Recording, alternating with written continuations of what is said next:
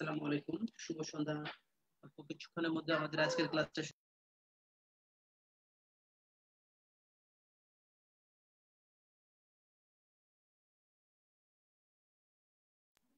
আমার সাউন্ডটা ক্লিয়ার কিনা একটু কাইন্ডলি চ্যাট বক্সে জানাবেন। আর ভাইয়াদের রিকোয়েস্ট করবো আমাকে শোনা যাচ্ছে কিনা। ভাইয়া কি আমাদের সঙ্গে আছেন? ভাইয়া কি আমাকে শুনতে পাচ্ছেন? শুনতে পাচ্ছি সোহেল ভাই, ক্লিয়ার। সোহেল ভাই সাউন্ড ক্লিয়ার আছে ইনশাআল্লাহ।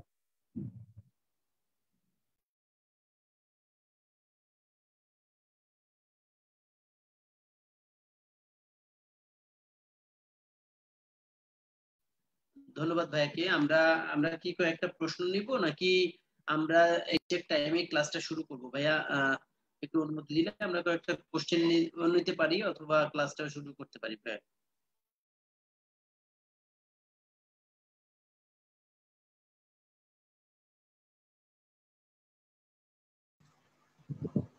এখন প্রশ্ন না নিয়ে কিছু সাধারণ আলোচনা করেন, যে কিভাবে ক্লাস হবে, পরীক্ষা দিবে, সময়গুলো একটু বলে দেন, আমরা প্রশ্নগুলো পরে নিবো আর কি।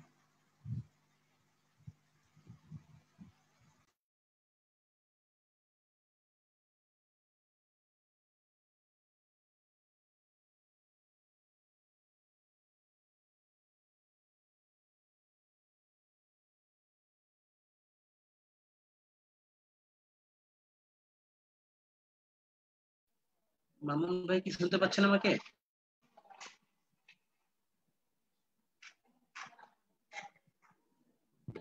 হ্যাঁ ভাইয়া, শুনতে পাচ্ছি। স্বাগতম আজকের 10 দিন এই কোর্স বাংলাদেশ বিষয়বস্তু ক্লাসে। তো আজকে শুরুতে যে জিনিসটা জানিয়ে দিচ্ছি আপনাদের, আজকে থেকে ক্লাসটা শুরু হইলো। আমাদের মূল প্রোগ্রাম শুরু হবে হচ্ছে আগামী 20 তারিখ থেকে। আর টাইমটা থাকবে হচ্ছে আমাদের এই সন্ধ্যা 7টা থেকে। তো রমজান যখন শুরু হবে, রমজানের সময় আমাদের ক্লাস টাইমটা থাকবে হচ্ছে বিকাল 3:30 থেকে শুরু হবে, যাতে আমাদের ইফতারের আগে ক্লাসটা শেষ হয়ে যায়। তো রমজানের যে 1 মাস সময় থাকবে, এই 1 মাসে প্রি কোর্স আর রেগুলার কোর্স যত ক্লাস থাকবে সবই 3:30টায় হবে। আর মানে আমাদের গতকাল যে সেমিনারটা হয়েছিল, সেমিনারে আমরা আমাদের কিভাবে এক্সাম গুলা দিতে হবে, কিভাবে ক্লাসগুলো অ্যাটেন্ড করতে হবে, সেগুলো খুব সুন্দরভাবে দেখিয়ে দেওয়া হয়েছিল। আর আমাদের ফেসবুকে ভিডিওটা আছে, আপনারা চাইলে দেখে নিতে পারবেন। তো আসলে খুবই সহজ। আমাদের ওয়েবসাইটে যখন আপনি ভিজিট করবেন, ভিজিট করলে এই যে যেভাবে ঠিক এখানে আজকে ক্লাসে জয়েন করেছেন, যেখান থেকে ঢুকছেন, ঢোকার পরে দেখবেন যে নিচে লেখা আছে যে জয়েন ক্লাস, এখান থেকে আজকে ক্লাসে জয়েন করছেন। ঠিক উপরের দিকে দেখবেন লেখা আছে আপকামিং লেকচার। ঠিক আছে, ওইখানে জাস্ট পাস্ট লেকচারটা যদি আপনি করে দেন, এই ক্লাস শেষে এই ক্লাসের ভিডিও এবং পিডিএফ যেটা আছে সেটা আপনারা খুব সহজেই দেখতে পারবেন। ক্লাস শেষ হয়ে যাওয়ার আধা ঘন্টার মধ্যেই ভিডিও এবং পিডিএফটা ওয়েবসাইটে চলে আসবে।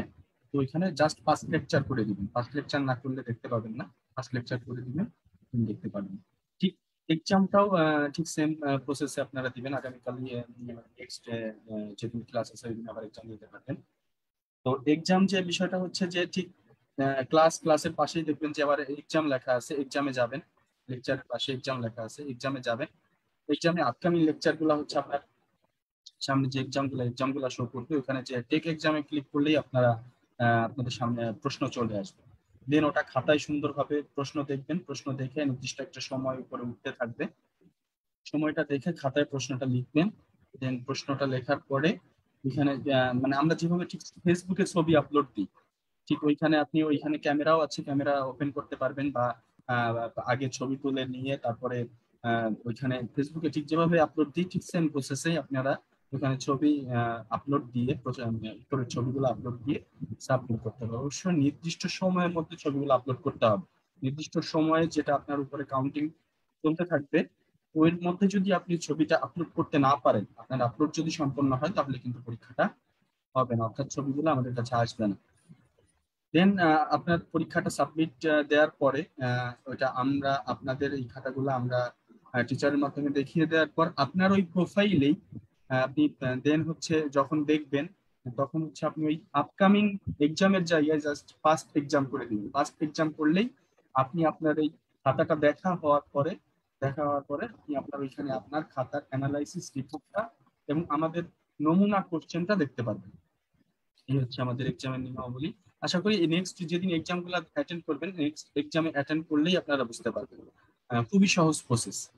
তো ভাইয়া আমাদের মনে হয় সময় হয়ে গেছে, আমরা শুরু করতে পারি আজকে। আমরা শুরু করে দিই।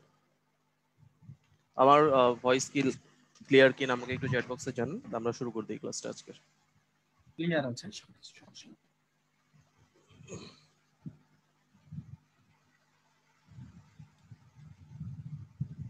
Thank you. আজকের ক্লাসটা বাংলাদেশ বিষয়াবলীর, এটা কোনো বিষয়কে আমরা খুব গভীরে হয়তো বা যাব না। আজকের ক্লাসের মূল থিম যেটা থাকবে সেটা হলো প্রশ্ন বুঝে কোন টপিকগুলো আলোচনা করতে হবে বা কোন টপিকগুলো স্টাডি করতে হবে, এবং স্টাডি করার ক্ষেত্রে আপনি আমাদের আসলে সাজেশন থাকবে আর কি, আপনি এগুলো একটা ছোট নোট তৈরি করতে পারেন। সেই নোটগুলো করার সময় কি কি বিষয় মাথায় রাখতে হবে, বা নোটের ক্ষেত্রে আপনি কোন টপিকগুলো আলোচনা রাখবেন বা কোথায় মানচিত্র ব্যবহার করা উচিত, এরকম একটা আলোচনা করব। সো আজকেরটা টপিক ভিত্তিক আলোচনা না বলে আমরা একটা গাইডলাইন ভিত্তিক আলোচনা চিন্তা করব বাংলাদেশ বিষয়াবলীর উপর। সো এই গাইডলাইন ভিত্তিক আলোচনার মধ্যে দুইটা টপিক সম্পর্কে একটু আলোচনা করব, দুইটাই খুবই গুরুত্বপূর্ণ। একটা হলো ভৌগোলিক অবস্থান, কারণ সবসময় এখান থেকে আসলে প্রশ্ন আসে এবং এখান থেকে যে প্রশ্নটা আসে এটা খুব সুন্দর করে আনসার করা যায়। আর ভৌগোলিক আলোচনার একটা স্পেসিফিক কারণ হলো এই ভৌগোলিক আলোচনার ক্ষেত্রে আপনাকে বেশ কিছু ম্যাপ শিখে রাখতে হবে এবং ম্যাপের সাথে কিছু ডাটা শিখে রাখতে হবে। তো এই ম্যাপ এবং ডাটা আপনি তো অবশ্যই ভৌগোলিক আলোচনায় ব্যবহার করবেন, এর বাইরেও অন্যান্য যে প্রশ্নগুলো আসবে বা যখন আপনি রচনা লিখবেন বা বাংলার কোনো বিষয়, বাংলার রচনাগুলো লিখবেন বা আন্তর্জাতিক বিষয়ে বাংলাদেশের পার্সপেক্টিভের প্রশ্নগুলো আনসার করবেন, তখনও কিন্তু সেম ডাটা সেম ম্যাপ ব্যবহার করতে পারবেন। দ্যাটস ওয়াই ভৌগোলিক আলোচনাটা আজকে টপিক হিসেবে সিলেক্ট করা হয়েছে। আর আরেকটা টপিক যেটা সংবিধান, গতকালকে আমি এটা বলেছি, সংবিধানের গুরুত্ব আসলে অনেক বেশি। ডিরেক্টলি সংবিধান থেকে 50 নাম্বারের প্রশ্ন তো আসবেই, এর বাইরেও সংবিধানের উপর ভিত্তি করে বাকি যে অঙ্গ সংস্থানগুলো আছে, আইন প্রণয়ন বলেন বা সংসদ বলেন অথবা রাজস্ব বলেন, নির্বাচন বলেন বা পররাষ্ট্র নীতি বলেন বা স্বরাষ্ট্র নীতি বলেন বা রাজনীতি বলেন, এই সব কিছুর উপর কিন্তু আরো 30 থেকে 40 নাম্বারের প্রশ্ন আসে। তো এই প্রশ্নগুলো আনসার করার ক্ষেত্রে আপনার সংবিধানকে কোট করতে হবে বা সংবিধানকে রেফারেন্স হিসেবে ব্যবহার করতে হবে। এর বাইরেও আপনি যখন রচনা লিখবেন বা বাংলাদেশ বিষয়াবলী ছাড়াও আন্তর্জাতিক বিষয়াবলী লিখবেন, তখনও কিন্তু সংবিধানের একটা বড় প্রাধান্য আছে। সো দ্যাটস ওয়াই আমরা সংবিধানটাকে আজকে রেখেছি গাইডলাইন হিসেবে, মানে সংবিধান থেকে কিভাবে পড়া উচিত বা সংবিধানের কোন টপিকগুলো আসলে নোট করলে ভালো হয়, এই ধরনের একটা আলোচনা আজকে হবে। সো প্রথমে একটু পিএসসির সিলেবাস নিয়ে যদি কথা বলি, পিএসসির সিলেবাসটা আপনারা দেখবেন যে মূলত পিএসসির সিলেবাসে আপনাদের বাংলাদেশ বিষয়াবলীর যে টপিকগুলোকে হাইলাইট করা হয় তার মধ্যে অন্যতম হলো হিস্ট্রি, বাংলাদেশের ইতিহাস আপনাকে জানতে হবে, জিওগ্রাফি ভৌগোলিক অবস্থান জানতে হবে, পরিবেশ জানতে হবে, এবং বর্তমানে কিন্তু পরিবেশ বিষয়টা খুবই গুরুত্বপূর্ণ। আপনারা জানেন যে বাংলাদেশ বা বিশ্বের পরিবেশ পরিস্থিতি খুব একটা ভালো না, এটাকে উন্নত করার জন্য বেশ কিছু পদক্ষেপ নেওয়া হচ্ছে, এটা গ্লোবালি নেওয়া হচ্ছে, দেশের ভিত্তিতে নেওয়া হচ্ছে। তাছাড়া আমাদের 2100 ডেল্টা প্ল্যান 2100 আছে, 2041 আছে, এরকম বেশ কিছু প্ল্যান আছে, এখান থেকে প্রশ্ন আসার সম্ভাবনা আছে। আর এর বাইরেও কিছু সাব টপিক আছে যেমন সোসাইটি, কালচার, এগুলো থেকে কিছু প্রশ্ন আসে এবং এগুলো মোটামুটি গতানুগতিক প্রশ্ন, একই ধরনের প্রশ্নই বারবার আসে। আর কিছু ভাইটাল কোশ্চেন আসে, ভাইটাল কোশ্চেন হলো প্রতি বছর যেগুলো চেঞ্জ হয়, সেটা হলো ইকোনমি। তো ইকোনমির উপর একটা বড় পোর্শন থাকে এবং এই ইকোনমি প্রশ্নটা আনসার বা ইকোনমির যে প্রশ্নগুলো আসবে সেগুলো আনসার করার ক্ষেত্রে আপনাকে অবশ্যই ডাটা ব্যবহার করতে হবে এবং মাথায় রাখবেন সবচেয়ে ভালো ডাটা বা বিশ্বাসযোগ্য ডাটা আপনি আসলে পাবেন অর্থনৈতিক সমীক্ষা থেকে। গতকালকে আমি বলেছিলাম যে অর্থনৈতিক সমীক্ষা নিজে যেমন একটা ডাটার সম্ভার, মানে এখান থেকে আপনি প্রচুর ডাটা ব্যবহার করতে পারবেন, সাথে সাথে অর্থনৈতিক সমীক্ষা আপনাকে অনেকগুলো সোর্স বলে দিবে। ওকে, সো এই বইটা পড়লে আপনারা বেশ কিছু সোর্সের নামও জানতে পারবেন। তো এখন মোটা দাগে আমি যদি বলি, প্রথম টপিকটা দেখেন জিওগ্রাফি, বাংলাদেশের জিওগ্রাফি নিয়ে আলোচনা করতে হবে। দেন হলো ডেমোগ্রাফিক, স্পেসিফিকলি এখানে ডেমোগ্রাফিক ডিভিডেন্ডের একটা ব্যাপার স্যাপার আছে, সেটা নিয়ে আলোচনা হবে। দেন হিস্ট্রি, কালচার, এগুলো মোটামুটি সবগুলো বাংলাদেশ রিলেটেড, মানে ডিরেক্টলি কানেক্টেড টু বিডি। আর এরপরে দেখেন ইকোনমি, সোসাইটি মানে চেঞ্জ হয়ে গেছে। সো এই টপিকগুলোকে আমরা আবার আলাদাভাবে চিন্তা করবো যে ইকোনমি, লিটারেচার, কালচার বা এনভায়রনমেন্ট বা ন্যাচারাল সোর্স, এগুলোকে আবার ডিফারেন্টলি চিন্তা করব। তাহলে দুইটা সাব টপিক অলরেডি বের করে ফেলছি, একটাকে লাল দিয়ে কালার করছে, একটাকে নীল দিয়ে। লাল দিয়ে যেটা ডিরেক্টলি কানেক্টেড টু বাংলাদেশ, আর নীল দিয়ে যেটা সেগুলো হলো ডেটা রিলেটেড, যেখানে আপনাকে ডেটা সাহায্য নিতে হবে এবং রিসেন্ট ঘটনাবলী আপনাকে তুলে ধরতে হবে। এরপরে যেটা দ্যাট ইজ কনস্টিটিউশন, আমি অলরেডি বলছি যে কনস্টিটিউশনের উপর একটা বড় নাম্বার আসবে, আর কনস্টিটিউশনের সাথে রিলেটেড আরো বেশ কিছু প্রশ্ন আসে, যেমন লেজিসলেচার বা এক্সিকিউটিভ বা জুডিশিয়ারি। এগুলো আলাদা টপিক হিসেবে থাকলেও মাথায় রাখবেন এগুলো আলোচনা করার সময় সংবিধানকে অবশ্যই রেফার করতে হবে, বা সংবিধানের বিভিন্ন ভাগে এগুলো আলোচনা করা আছে। আপনি সংবিধান যদি ভালো মতো পড়েন আপনার আসলে এটা পড়া হয়ে যাবে। এরপর দেখেন ফরেন পলিসি বা external relation of Bangladesh, security বা বিভিন্ন অর্গানাইজেশন, এদের মধ্যে বাংলাদেশের রোলটা কি হবে, বাংলাদেশ এখানে কিভাবে পার্টিসিপেট করবে, এই সব কিছু কিন্তু কনস্টিটিউশনের উপর ডিপেন্ড করে। সো কনস্টিটিউশন অর্গানের জন্য পড়তে হবে, ফরেন পলিসির জন্য কিন্তু পড়তে হবে, কো রিলেটেড। আচ্ছা, এরপর হলো দেখেন political parties, election is Bangladesh, এগুলো কিন্তু ডিরেক্টলি কানেক্টেড টু সংবিধান। আপনার বাংলাদেশে যে নির্বাচন হবে তার একটা বড় প্রক্রিয়া সংবিধান আলোচনা করে দেওয়া হয়েছে। তাহলে যদিও এগুলো আলাদা টপিক আকারে আছে, বাট পড়ার সময় কি করতে হবে, সংবিধানের সাথে পড়তে হবে, বা সংবিধানের যে অনুচ্ছেদগুলো আছে সেগুলো পড়তে হবে, ওই অনুচ্ছেদের আলোকে আপনাকে এগুলো আলোচনা করতে হবে। ওকে, তো এগুলোকে আমরা সংবিধান বলে দিলাম। এরপর দেখেন আবার ICT, role of media, R2I বা রাইট টু ইনফরমেশন, ই গভর্নেন্স, এগুলো আবার সাম্প্রতিক ঘটনা বলি, তাই আমি এগুলোকে আবার নীল দিয়ে কালার করলাম। যে দেন হলো সিভিল সোসাইটি বা এনজিও, গ্লোবালাইজেশন, এগুলোকে আমি একইভাবে কালার করে দিলাম, কারণ সাম্প্রতিক ঘটনার উপর এখানে প্রশ্ন বেশি আসে। তো একটু মার্ক করে দেই যে গ্লোবালাইজেশন এন্ড বাংলাদেশ, এই বিষয়টা আপনি বাংলাদেশে না পড়ে আন্তর্জাতিকেতেও কিন্তু পড়তে পারেন, বা আন্তর্জাতিকেও এটা পড়তে হবে। So that is common, Bangladesh এবং আন্তর্জাতিকের ক্ষেত্রে এটা একটা কমন চ্যাপ্টার আমি বলতে পারি। আর লাস্ট ওয়ান 16 নম্বর অধ্যায় যেটা, সেটা আবার লিবারেশন অফ বাংলাদেশ, এটা বাংলাদেশের ইতিহাসের মধ্যে চলে যায়, তাই আমি লাল করে দিছি। সো এই যে কালার কোড গুলো দিছি, কালার কোডের মধ্যে আমি 3টা কালার কোড ব্যবহার করছি। একটা হলো লাল, এটা ডিপেন্ড করতেছে ডিরেক্টলি কানেক্টেড টু বাংলাদেশ। একটা ইউজ করছি নীল, যেটা হলো সাম্প্রতিক ঘটনাবলী, যেটা মূলত তথ্য নির্ভর এবং প্রতিনিয়ত যে ঘটনাগুলো ঘটতেছে পেপার যে পড়বেন পেপার থেকে ইনফরমেশন নিয়ে এগুলো আনসার করতে হবে। আর একটা হলো সবুজ, যেটা হলো ফুললি সংবিধান, যে আপনাকে সংবিধান পড়তে হবে এবং সংবিধানের আলোকে এই প্রশ্নগুলো আলাদা করতে হবে। তো এটাই হলো মোটামুটি একটা জেনরি ভাগ করা, যে 3টা জেনরি আলাদাভাবে চিন্তা করব, ওই 3টা জেনরির আলোকে আমরা প্রিপারেশনটা নিব, বা যে বই পড়েন না কেন সেই বই থেকে প্রিপারেশন নেবেন। ওকে, এবার বিগত বছরের যে প্রশ্নগুলো এসেছিল সেই প্রশ্নের একটা অ্যানালাইসিস এখানে দেয়া আছে। আমি কয়েকটা প্রশ্নের উত্তর বলে দেই। এখানে আপনারা প্রশ্ন করছেন পিডিএফ দেওয়া হবে কিনা। হ্যাঁ ভাই, যে ক্লাসটা করাচ্ছি এটার পিডিএফ আপনি পেয়ে যাবেন। সাজেশন করতে বলছেন, বুক সাজেশন অবশ্যই করা হবে সময় মতো, মানে কোন চ্যাপ্টারে কি বই পড়তে হবে সেটা আমরা স্পেসিফিকলি বলে দেব। আচ্ছা, বিগত বছরের প্রশ্ন আলোচনা বলতেছি, এই বিগত বছরে কোন টপিক থেকে কয়টা প্রশ্ন আছে এখানে সুন্দর করে লিস্ট করে দেওয়া হয়েছে। এই লিস্টটা করার কারণ হলো আপনি যেন সহজে বুঝতে পারেন যে কোন টপিকটা বেশি বেশি করে পড়তে হবে। সো এই যে বাংলাদেশের ভৌগোলিক পরিচিতি থেকে প্রশ্ন আসতেছে বেশি, জনসংখ্যা থেকে দেখেন প্রতি বছর একাধিক প্রশ্ন আসতেছে, এবং এই জনসংখ্যার প্রশ্নটা অনেকটা ডিভিডেন্টের উপর বেশি প্রশ্নগুলো আসে। সো ডেমোগ্রাফিক ডিভিডেন্ড এই ব্যাপারটা একটু ভালো মতো পড়বেন। দেন ইতিহাস এবং সংস্কৃতি দেখেন তুলনামূলক একটু কম প্রশ্ন আসে না বলবো না, তুলনামূলক একটু কম।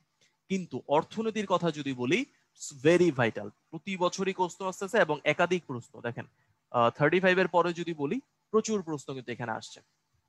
তারপরে ওই যে স্বাধীনতার পটভূমি, বাংলাদেশের সাথে ডিরেক্টলি রিলেটেড বা ইতিহাসের সাথে রিলেটেড, এখান থেকে দেখেন প্রচুর প্রশ্ন কিন্তু আসতেছে। আচ্ছা, এবার সংবিধানের একটা ব্যাপার বলছিলাম, এখান থেকে সংবিধান শুরু, আর এই সংবিধান শেষ কোথায়, নির্বাচন ব্যবস্থা। সো এখান থেকে দেখেন প্রতিবারই কিন্তু 8-9টা করে প্রশ্ন আসতেছে। তো এই জন্যই আমি বলেছি যে সংবিধান যখন পড়বো শুধু সংবিধান হিসাব না করে সংবিধানের সাথে বাকি যে অংশগুলো থাকে, আইন বিভাগ, নির্বাহী বিভাগ বা বিচার বিভাগ, পররাষ্ট্রনীতি, রাজনীতি, নির্বাচন, এই সবগুলো একসাথে পড়বো, তাহলে আমাদের জেনারিটা বড় হবে এবং আনসার করাটা কম্পারেটিভলি একটু সহজ হবে। সো এই যে অ্যানালাইসিসটা এখানে দেয়া আছে এটা একটু মাথায় রাখবেন, এটা আপনাকে প্রিপারেশন নিতে খুব কাজে লাগবে, সহায়তা করবে। এবার বিগত বছরের কিছু প্রশ্ন দেখেন, এই প্রশ্নগুলো মূলত বাংলাদেশের ভৌগোলিক আলোচনা বা ভৌগোলিক অবস্থানের উপর প্রশ্নগুলো করা হয়েছে। জাস্ট প্রশ্নগুলো আমি একটু পড়াবো এবং প্রশ্নগুলোকে কিভাবে উত্তর করা যায় তার একটা স্যাম্পল আমি আপনাকে দেখাবো, একটু পরে দেখাবো কিছু আলোচনা করার পর। বাট প্রথমে প্রশ্নগুলো একটু দেখেন। প্রথম প্রশ্নটা করা হয়েছে বাংলাদেশের ভৌগোলিক অবস্থান এবং ভূ প্রকৃতির ব্যাখ্যা করো, মানে ভৌগোলিক অবস্থান ডিরেক্টলি প্রশ্ন আকারে চলে আসছে। আচ্ছা, দেন হলো বদ্বীপ কি। এখন বাংলাদেশও একটা বদ্বীপ, মানে বিশ্বের সবচেয়ে বড় বদ্বীপ কিন্তু বাংলাদেশ। বাংলাদেশকে কেন বদ্বীপ বলা হয়, এবং বদ্বীপের যে ভৌগোলিক তথ্যসমূহ, মানে আবারও ভৌগোলিক আলোচনা এখানে চলে আসছে। দেন দেখেন আর্থসামাজিক কর্মকাণ্ডে ভৌগোলিক উপাদান, মানে ঘুরে ফিরে কিন্তু একই ঘটনা ঘটতেছে। দেন দেখেন জীবনধারা, সংস্কৃতি, তার উপর ভূপ্রকৃতি বা ভৌগোলিক উপাদানের প্রভাব কি, একই প্রশ্ন। দেন হলো ভূপ্রকৃতিতে প্রবাল দ্বীপ, বদ্বীপের কথা বলছি, সাথে কি শিখতে হবে, প্রবাল দ্বীপ পড়তে হবে। একটু আগে বদ্বীপ বলছি, বদ্বীপের সাথে নিষ্ক্রিয় বদ্বীপ আসছে, মানে হলো আপনার সক্রিয় বদ্বীপও কিন্তু আসতে পারে, তাহলে এটাও মাথায় রাখতে হবে। আচ্ছা, দেন একটা ডিফারেন্ট প্রশ্ন ছিল ছিটমহল সমস্যা, এটা যদিও এখন আসার সম্ভাবনা একটু কম, এটা 36তম বিসিএস আসছিল, 2015 সালের ঘটনা। তখন এটা খুব হিট পয়েন্ট ছিল, আপনারা জানেন 2015 সালে ছিটমহল সমস্যার সমাধান হয়ে যায় এবং তৎকালীন সময়ে বাংলাদেশের অর্জন কিন্তু এটা আসছিল। তাহলে এখন কি আসতে পারে, এখন কিন্তু এলবিএ আসতে পারে, ল্যান্ড বাউন্ডারি এগ্রিমেন্ট, এটা কি প্রশ্ন আসতে পারে। অথবা রিসেন্টলি যে ব্লু ইকোনমি আমাদের অর্জন, সেই অর্জনের একটা ধাপ কিন্তু আমরা পার করতেছি বলতে আমি বোঝাচ্ছি যে এখন নতুন একটা গবেষণা হচ্ছে যে কি পরিমাণ গ্যাস বা তেল এই নতুন যে আমাদের এরিয়াটা পাওয়া গেছে ব্লু ইকোনমিতে, সেই এরিয়াতে কতটুকু গ্যাস তেল আছে তার একটা এক্সপেরিমেন্ট কিন্তু হচ্ছে, তাহলে এখান থেকে প্রশ্ন আসতে পারে। আচ্ছা, আরো কিছু প্রশ্ন আছে, দেন আমি একসাথে আলোচনা করি। দেখেন 37তমতে আবারও ভৌগোলিক অবস্থান সুবিধা, মানে সেম প্রশ্ন, জলবায়ু পরিবর্তন মানে ভৌগোলিকের অবদানটা কি হবে। 10 নম্বর প্রশ্নের একটু ডিফারেন্ট কোশ্চেন ছিল এবং এটা 38তম বিসিএস এসেছিল, তৎকালীন সময়ে রোহিঙ্গা একটা হট টপিক ছিল, 2017 সালের ঘটনা। সো এই নিয়ে একটা প্রশ্ন আসছিল। আবার বাকিগুলো যদি দেখেন 2040তম বিসিএস একটা ভৌগোলিক অবস্থান, ভূ রাজনীতিতে অবস্থান বা জুম চাষ বা কোন অঞ্চল ভিত্তিক অঞ্চলের উপর প্রশ্ন আসছে। সো ওভারঅল যদি আমি চিন্তা করি তাহলে আপনার যে প্রশ্নটা আসতেছে সেটা হলো ভৌগোলিক অবস্থানের উপর। বাংলাদেশের যে ভৌগোলিক অবস্থান এটা আপনাকে একদম স্পেসিফিকলি শিখে ফেলতে হবে। এই ভৌগোলিক অবস্থান বিভিন্নভাবে ব্যাখ্যা করতে হতে পারে, এটাকে আপনাকে সামাজিকভাবে প্রশ্ন আসতে পারে, বা সামাজিক ব্যাখ্যা কি বা সামাজিক গুরুত্ব কি, ওর রাজনৈতিক গুরুত্ব কি, এখান থেকে প্রশ্ন আসতে পারে, ওর অর্থনৈতিক গুরুত্ব কি, এই প্রশ্ন আসতে পারে, ওর পরিবেশগত গুরুত্ব কি, এই প্রশ্ন আসতে পারে, বা ওর অবস্থানগত গুরুত্ব কি, এরকম প্রশ্ন আসতে পারে। তাহলে ভৌগোলিক অবস্থানটা ভালো মতো শিখতে হবে, এই ভৌগোলিক অবস্থানটাকে কতভাবে কাজে লাগানো যায়, কতভাবে প্রশ্ন এখান থেকে আসতে পারে, এটা কিন্তু আমাদের শিখে রাখতে হবে। তাহলে প্রশ্ন যখন শিখবেন রিটেনের ক্ষেত্রে স্পেসিফিকলি, এই প্রশ্ন শেখার ক্ষেত্রে কিন্তু কিছু কি বলে সামারি বা কিছু প্রিসাইজ মাথায় রাখতে হবে যে স্পেসিফিকলি এই জিনিসটা আমি শিখে যাব, যেটা হলো ভৌগোলিক অবস্থান, এবং এখান থেকে যেরকমই প্রশ্ন আসুক না কেন আমি এই ভৌগোলিক অবস্থানটা প্রথমে লিখবো, তারপর তার আলোকে বাকি যে ঘটনাগুলো সেটা পরিবেশ রিলেটেড হোক, অর্থ রিলেটেড হোক, রাজনৈতিক রিলেটেড হোক বা সামাজিক রিলেটেড হোক, এগুলো আস্তে আস্তে ব্যাখ্যা করব। সো ওভারঅল যদি চিন্তা করি বাংলাদেশের এই অবস্থান থেকে আপনার কি কি প্রশ্ন আসতে পারে, ভূপ্রকৃতি নিয়ে প্রশ্ন আসতে পারে, সীমান্ত নিয়ে প্রশ্ন আসতে পারে, বিভিন্ন জেলা বিভাগ উত্তর দক্ষিণে কি আছে এরকম প্রশ্ন আসতে পারে, বাংলাদেশের মাটির বৈশিষ্ট্য বা অবস্থান, এখান থেকে প্রশ্ন আসার সম্ভাবনা অনেক বেশি।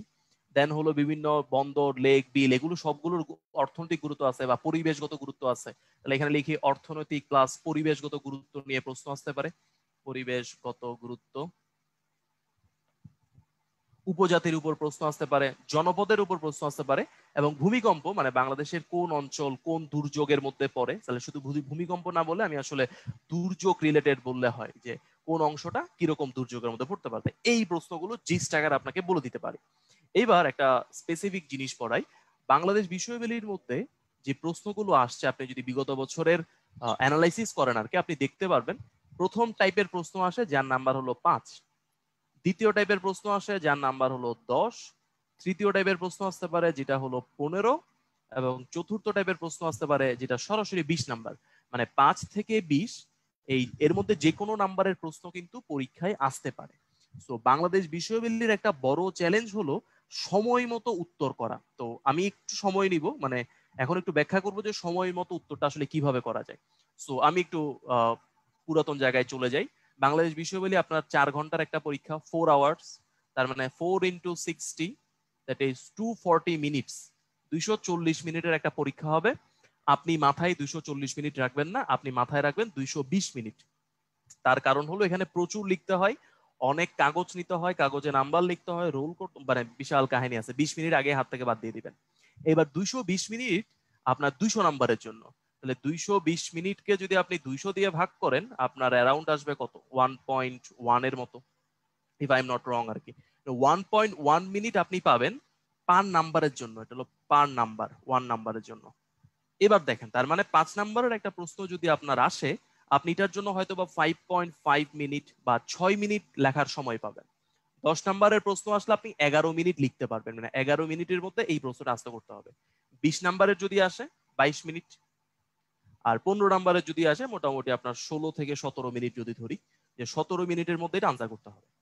তো এখানে বড় চ্যালেঞ্জটা কি, আপনার বাংলাদেশ বিষয়াবলীতে টোটাল 10টা কোয়েশ্চেন থাকে, এই 10টার মধ্যে আবার 4টা করে, সো টোটাল কোয়েশ্চেন হলো 40টা। তো 1 ঘন্টায় যদি আপনি চিন্তা করেন 4 ঘন্টা পরীক্ষা যেহেতু, সো 10 কোয়েশ্চেন্স পার আওয়ার, মানে প্রতি ঘন্টায় আপনার 10টা করে কোয়েশ্চেন আনসার করতে হবে। সো এবার একটু চিন্তা করেন, আধা ঘন্টায় 5টা কোয়েশ্চেন আনসার করতে হবে, মানে আপনি প্রশ্ন শুরু করবেন, লিখবেন, আবার শেষ করবেন। এটা কিন্তু একটা বড় চ্যালেঞ্জ। তো এই চ্যালেঞ্জটা অতিক্রম করার জন্য আপনাকে কিন্তু আগে থেকে প্রিপেয়ার্ড হতে হবে, ইট ইজ মাস্ট। আপনি যদি আগে থেকে কোন প্রশ্ন কিরকম লিখবেন, কোনটাতে ম্যাপ দিবেন, কোনটাতে ডেটা দিবেন, এটা ফিক্সড করে না যান, ওই সময়ে পরীক্ষায় আপনি ডেটা পর্যাপ্ত দিতে পারবেন না, বা মাথা ব্ল্যাঙ্ক হয়ে যাবে। সো এই মাথা ব্ল্যাঙ্কের ব্যাপারটা আটকানোর জন্য আগে থাকতেই অনেকগুলো প্রশ্ন সেট করে রাখতে হবে, যে এই প্রশ্নটা আসলে আমি সাথে সাথে মানচিত্র এঁকে ফেলবো। সো এই যে এখন যেখানে ডাটাগুলো লিখছি যে কোনটার জন্য কত মিনিট পাবেন বা কত মিনিটের মধ্যে এটা শেষ করতে হবে, দ্যাট ইজ কিন্তু মাস্ট। সো আমি আরেকটা ছোট্ট এক্সাম্পল বলি, এটা কাজে লাগতে পারে। আপনার যদি 5 নাম্বারের একটা প্রশ্ন আসে, এটা আপনার মিনিমাম 1.5 পেজ লেখা উচিত, মিনিমাম। 1 পেজ লিখলেও হয়, কিন্তু 1.5 পেজ লিখলে মোটামুটি একটা পূর্ণতা আসে। এবার যদি আপনার 10 নাম্বারের কোয়েশ্চেন আসে, সেই ক্ষেত্রে দ্বিগুণ করে দেন, এটা মোটামুটি 3 পেজের কাছাকাছি লেখা উচিত। 15 নাম্বারে যদি আসে, এটা ডেফিনেটলি 5 to 6 পেজ। আর 20 নাম্বার আসলে আপনাকে একটা রচনা লিখতে হবে 7 থেকে 8 পেজ। সো এখন আমি যে হাফ পেজ বা 3, 5, 7, 8 পেজ যেগুলো বলতেছি, এগুলো আমি আমার করসপন্ডিং ধরতেছি, মানে আমি ধরে নিচ্ছি যে আপনি একটা পেজে মোটামুটি 15 থেকে 16 লাইন লিখেন। আপনি যদি 20-22 লেখেন বা আপনার হাতের লেখা যদি অনেক ছোট হয়, এটা চেঞ্জ হতে পারে, আমি জাস্ট স্ট্যান্ডার্ড একটা ডাটা বলে দিছি, ঠিক আছে? তো এটা মোটামুটি মাথায় রাখবেন যে 15-16 লাইন যদি এক পেজে লিখেন, আপনার মোটামুটি 1.5 পেজ যদি লেখেন, একটা সুন্দর আনসার করা যায়। এবং এর মধ্যে যদি ডেটা বা চার্ট দিয়ে দেন বা গ্রাফ একটা দিয়ে দেন, লেখাটা একটু কমে যায়, সেটা আবার একটু বেটার। তো চেষ্টা করবেন এগুলো দেওয়ার জন্য।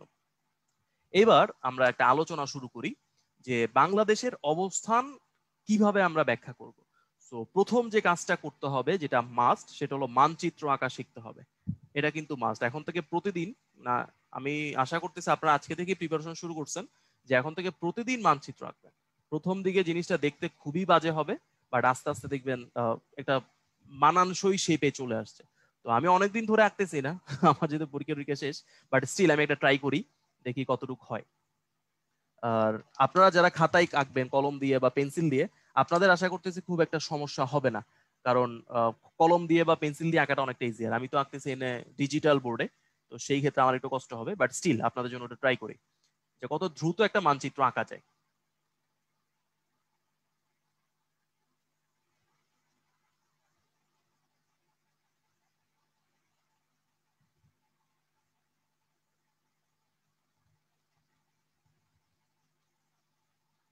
তো এটা দেখতে হয়তো বা খুব বেশি সুন্দর হয় না, বাট স্টিল আপনি যদি এরকম 10-12 বার আঁকেন, দেখবেন আপনারটাও মোটামুটি শেপে চলে আসছে। তো এই যে কিছুটা হয়েছে আর কি, খুব সুন্দর হয় না, বাট আপনি অ্যাটলিস্ট বুঝতে পারবেন যে এটা বাংলাদেশের একটা মানচিত্র, ডানে কি আছে বামে কি আছে আপনি দেখাই দিতে পারবেন।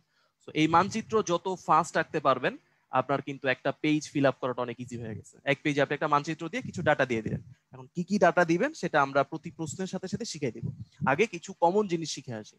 সো এটা হলো বাংলাদেশের মানচিত্র। সো বাংলাদেশের মানচিত্রে একদম শুরুতে আপনি যে জিনিসটা দেখাবেন যে বাংলাদেশের অবস্থানটা আসলে কোথায়। তো যে কোনো দেশের অবস্থান দেখানোর জন্য আসলে 2টা ডেটা ব্যবহার করা হয়, একটা হলো দ্রাঘিমাংশ, একটা হলো অক্ষাংশ। তো আমিও আসলে এই 2টা ডাটা আপনাদেরকে দেখাবো, মান সহ দেখাই দিব, আপনারা চাইলে ড্র করতে পারেন। আর এরপরে আমরা বাকি আলোচনাটা শুরু করবো। আমি জাস্ট গ্রাফ রেখে নেই একটু।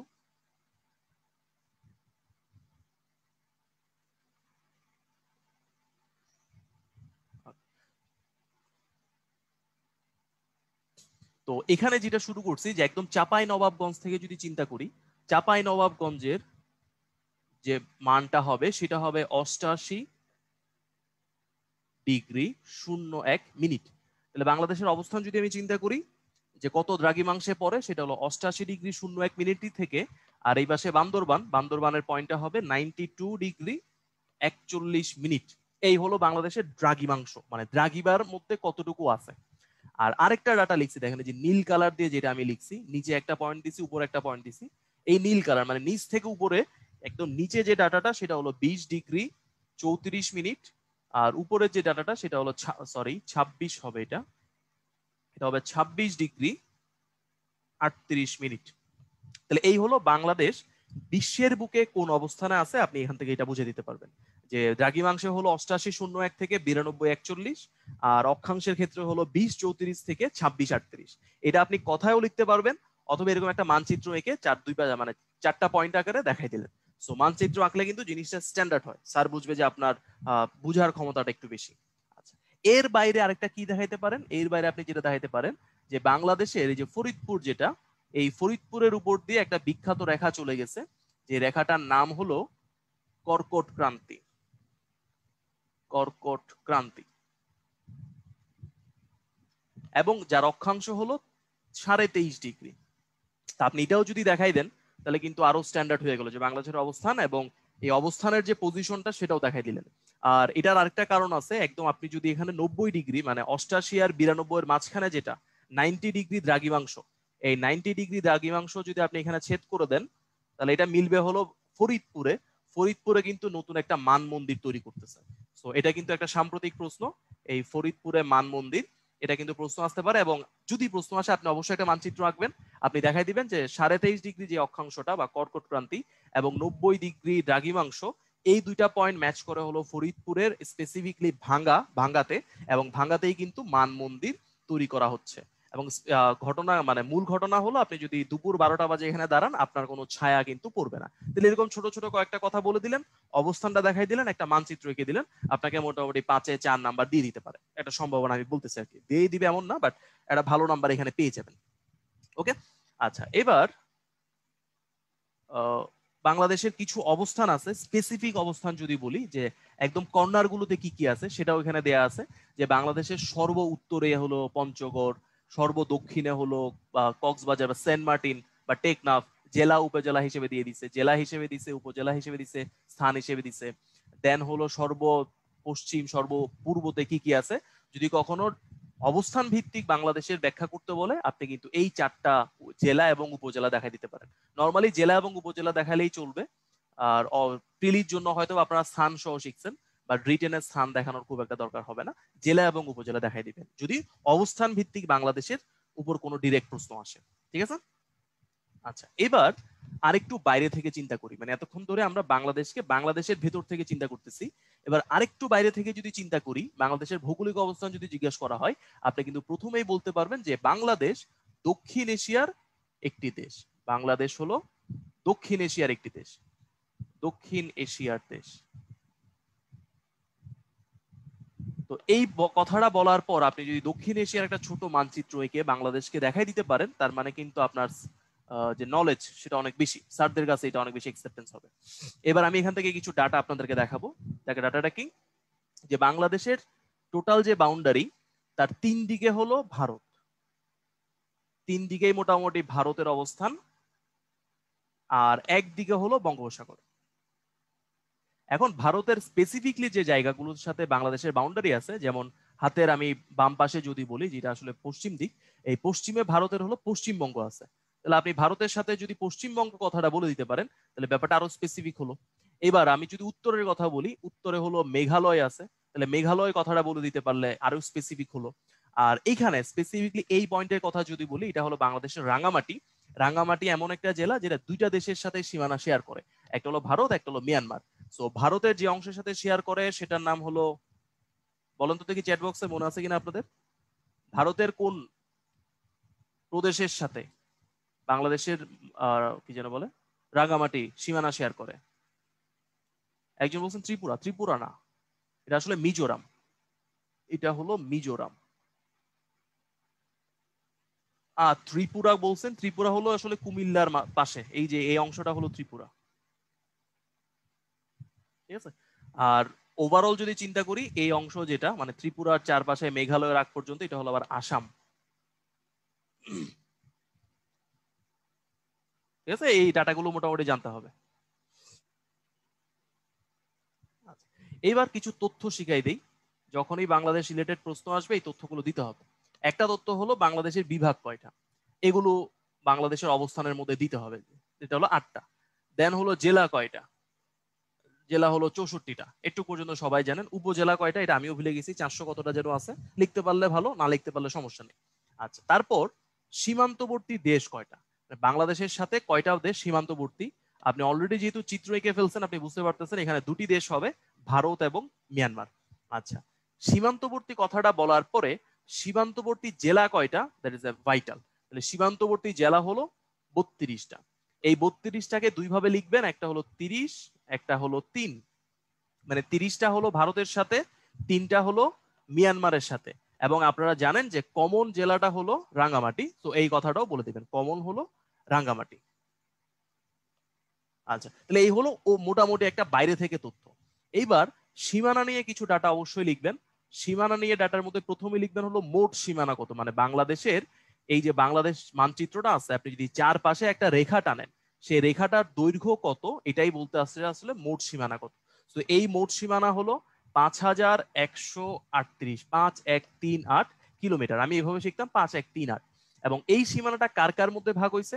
প্রথমত অবশ্যই ভারত আছে, ভারতের সাথে কিছু সীমানা আছে, দেন মিয়ানমারের সাথে কিছু সীমানা আছে, আর বাকিটা হলো উপকূল।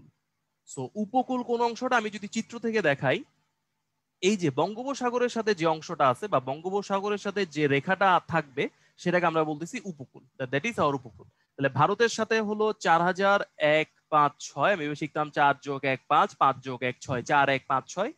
মিয়ানমারের সাথে হলো 271, আর বাকি থাকে 711, এটা হলো উপকূল। এই সবগুলো আমরা কিলোমিটারে বলতেছি। এবং আমি এই যে ডাটাটা দিলাম, এই ডাটাটা যখন আপনি রিটেনে লিখবেন, একটা মাস্ট ঘটনা ঘটাইতে হবে, সেটা হলো এখানে লিখবেন যে তথ্যসূত্র। রিটেনে এগুলো খুবই কাজে লাগে।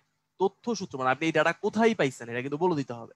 সো এটার তথ্যসূত্র হিসেবে লিখে দিবেন বিজিবি, বর্ডার গার্ড বাংলাদেশের যে ওয়েবসাইটটা আছে, ওই ওয়েবসাইটে এই ডাটাগুলো দেওয়া আছে। তাহলে শুধু ডাটা দিলেই হবে না, ডাটা আপনি কোথায় পাইছেন সেই ইনফরমেশন দিতে হবে।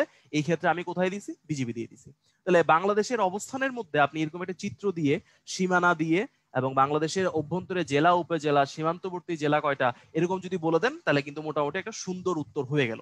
এইবার এই উত্তরটাকে আরেকটু বেশি চমকপ্রদ করার জন্য কি করা যায় দেখেন, আমাদের বিভাগ আছে 9টা 8টা, একটা নবম বিভাগ কিন্তু প্রস্তাবিত আছে। আপনি যদি এটা বলে দেন, আপনি আরেকটু আগাই গেলেন।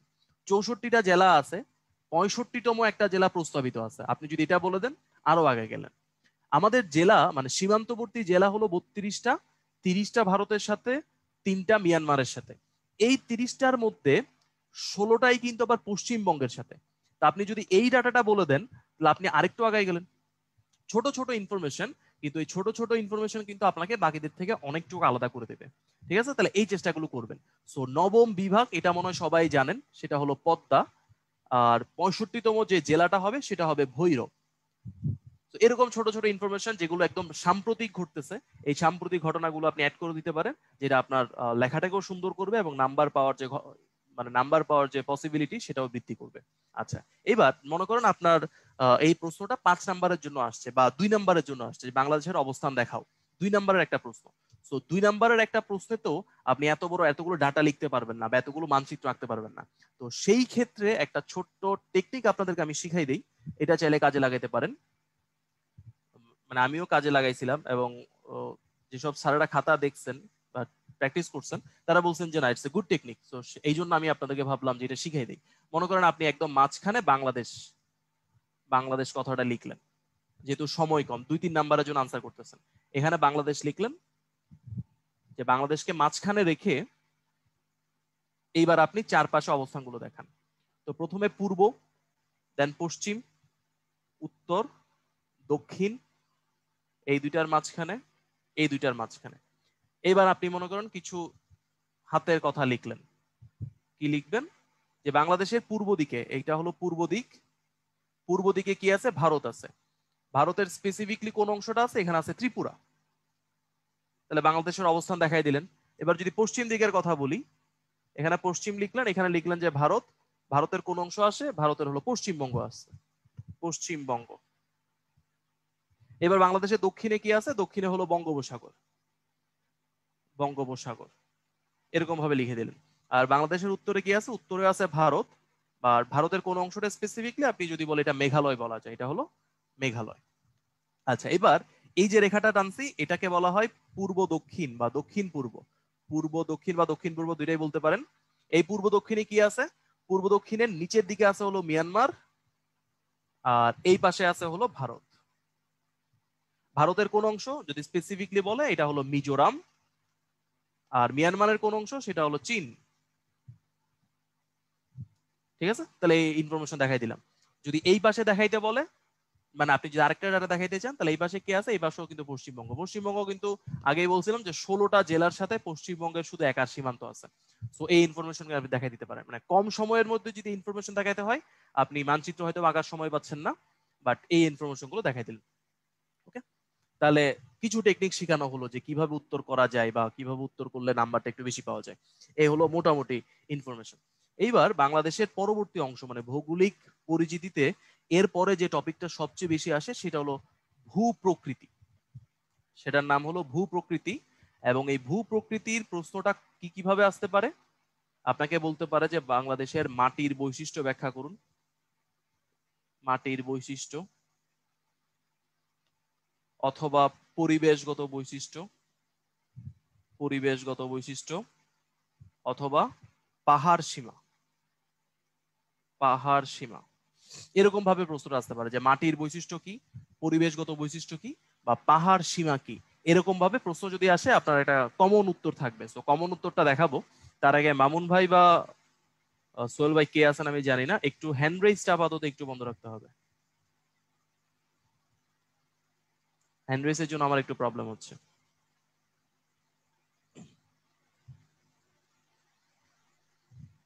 ওকে, হ্যাঁ, থ্যাংক ইউ। সো যেটা বলতেছিলাম, ভূপ্রকৃতির ডিরেক্টলি বলতে পারে বাংলাদেশের ভূপ্রকৃতি ব্যাখ্যা করুন, আর এর বাইরে মাটির বৈশিষ্ট্য ব্যাখ্যা করুন, পরিবেশগত বৈশিষ্ট্য ব্যাখ্যা করুন, বা পাহাড় সীমা ব্যাখ্যা করুন। এই ধরনের প্রশ্ন যদি আসে, আপনাদের জন্য একটা ছোট্ট ফরম্যাট এখানে দেয়া আছে যে বাংলাদেশের যে মোট ভূপ্রকৃতিক অবস্থান সেটাকে 3 ভাগে ভাগ করা যায়। একটা হলো টারশিয়ারি যুগের পাহাড়, এটার নাম হলো পাহাড়। প্লাইস্টোসিন কালের সোপান, দ্যাট ইজ সেকেন্ড ওয়ান হলো সোপান। আর সাম্প্রতিক কালের সমভূমি। তাহলে আপনি 3 ভাগে ভাগ করবেন, একটা হলো পাহাড়, একটা হলো সোপান, একটা হলো সমভূমি। এরপর পাহাড় অংশ যেটা মানে প্লাইস্টোসিন যুগের পাহাড় যেটা, এটা আবার 2 ভাগে বিভক্ত। তো আমি এগুলো চিত্রে দেখাবো, তো এই জন্য এখানে বলতেছি না। 2 ভাগে বিভক্ত। সোপান এটা আসলে 3 ভাগে বিভক্ত। আর পাহাড় এবং সোপান বাদ দিলে বাকি যা যা থাকে সবগুলো সমভূমি।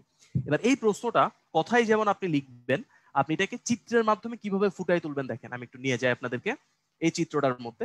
এরকম একটা বাংলাদেশের ম্যাপ আঁকলেন। ম্যাপ এঁকে আমি কালার অনুযায়ী দেখাই দিই। এই যে কালারফুল অংশ লাল কালার দিয়ে যেটা দেখাচ্ছি, এই পুরা লাল কালার দিয়ে আমি আসলে বুঝাচ্ছি হলো প্লাইস্টোসিন কালের টারশিয়ারি যুগের পাহাড়। তাহলে আমি লাল দিয়ে বুঝাচ্ছি কি টারশিয়ারি। জাস্ট টারশিয়ারি কথাটা লিখলে আশা করি বুঝতে পারবেন। লাল দিয়ে বোঝাচ্ছি টারশিয়ারি। এবার এই লাল অংশটা কোথায় কোথায় আসছে একটু দেখেন তো। আমি যদি এই অংশটাকে পূর্ব বলি, তাহলে নিচেরটা কি দক্ষিণ, দক্ষিণ, আর উপরেরটা হলো উত্তর। আমি বলছিলাম টারশিয়ার যুগের যে পাহাড়গুলো আছে, এই পাহাড়গুলো 2 ভাগে বিভক্ত। একটা হলো উত্তর পূর্ব, একটা হলো দক্ষিণ পূর্ব। তাহলে উপরের গুলো হলো উত্তর পূর্ব, আর নিচের গুলো হলো দক্ষিণ পূর্ব। তাহলে 2 ভাগে ভাগ হয়ে গেল। এবার আপনি যদি মানচিত্র খুব ভালো মতো বুঝেন, এই উপরের দিকে উত্তর পূর্ব যেটা জেলাগুলো দেখেন তো, মৌলভীবাজার, সিলেট বা হবিগঞ্জ। তাহলে এখানে আপনি লিখে দিতে পারেন যে সিলেটে অথবা মৌলভীবাজারে এবং হবিগঞ্জে আপনার টারশিয়ারি যুগের পাহাড়গুলো দেখা যায়। আর দক্ষিণ পূর্বর দিকে, দক্ষিণ পূর্ব যেখানে আমি কালার করে দিছি, এগুলো আসলে পার্বত্য চট্টগ্রামের অংশগুলো, মানে চট্টগ্রাম, রাঙ্গামাটি, বান্দরবান, কক্সবাজার, খাগড়াছড়ি। তাহলে এখানে আপনি লিখে দিতে পারেন যে খাগড়াছড়ি, খাগড়াছড়ি, রাঙ্গামাটি, দেন হলো বান্দরবান। এই জেলাগুলোতে আমরা কি পাবো, দক্ষিণ পূর্ব দিকের টারশিয়ারি যুগের পাহাড়গুলো আমরা পাবো। তাহলে চিত্রের মাধ্যমে দেখানো হয়ে গেল, আর নামগুলো যেহেতু লিখে দিয়েছেন, স্পেসিফিক অবস্থানটাও কিন্তু আপনি বলে দিচ্ছেন। আচ্ছা, এর বাইরে আর কি শিখে রাখতে হবে? যেহেতু এখানে পাহাড়, সোপান এবং সমভূমি তিনটাকে আলাদা করে ফেলছি, তাই এর একটা গড় উচ্চতা শিখে রাখতে হবে। আবারও বলি, গড় উচ্চতাটা কিন্তু খুবই গুরুত্বপূর্ণ। তো এই গড় উচ্চতা মোটামুটি 300 মিটারের মতো, যদি আমি টারশিয়ারি যুগের পাহাড়ের কথা বলি আর কি। তো এই 300 মিটারটা বলে দেবেন। সাথে এক্সট্রা ডাটা আপনি কি বলতে পারেন দেখেন। আপনি কিন্তু জানেন যে বান্দরবানের 2টা বড় বড় পাহাড় আছে, একটা হলো বিজয় আর একটা হলো কিউক্রাডং। কিউক্রাডং এই ইনফরমেশন গুলো কিন্তু প্রিলিতে আপনি শিখছেন, এবং আমি বিশ্বাস করি এগুলোর উচ্চতাটা আপনি অলরেডি জানেন। একটা হলো 1201 30 মিটার, একটা হলো 1230 মিটার। তাহলে দেখেন এই দুইটা লাইন যদি আপনি লিখে দেন, তাহলে আপনি টারশিয়ারি যুগের পাহাড়ের গড় উচ্চতাও বলে দিলেন, সাথে আবার কি বলে দিলেন যে স্পেসিফিকলি যে সবচেয়ে বড় দুইটা পাহাড় তাদের মানগুলো কত আপনি সেটাও কিন্তু বলে দিলেন। এটা কিন্তু আপনার নাম্বার পাওয়ার যে পসিবিলিটিটা সেটা একটু বাড়াই দিবে। ওকে, তাহলে আমাদের প্রথম যে টপিকটা ছিল যে টারশিয়ারি যুগ, এটা আমরা মোটামুটি ব্যাখ্যা করে ফেলছি। এবার আসেন প্লাস্টোসিন কালের সোপান। পাহাড়ের উচ্চতা অবশ্যই বেশি, সোপানের উচ্চতাটা কম হবে, তাহলে সোপানের গড় উচ্চতাটা অবশ্যই কি করতে হবে, শিখে রাখতে হবে। সো প্লাইস্টোসিন কালের সোপান যেগুলো, এগুলোর মোটামুটি গড় উচ্চতা হলো 15 থেকে 30 মিটার, খুব বেশি না আসলে, 15 থেকে 45 মোটামুটি বলা যায়।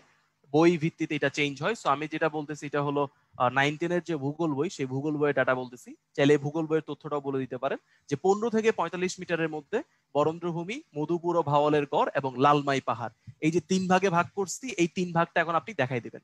সো সবুজ কালি ব্যবহার করে আমি দেখাই। দেখেন লালমাই পাহাড়টা কোথায় আছে, কুমিল্লায় আছে, তাহলে আমি এখানে কালার করে দিতে পারি।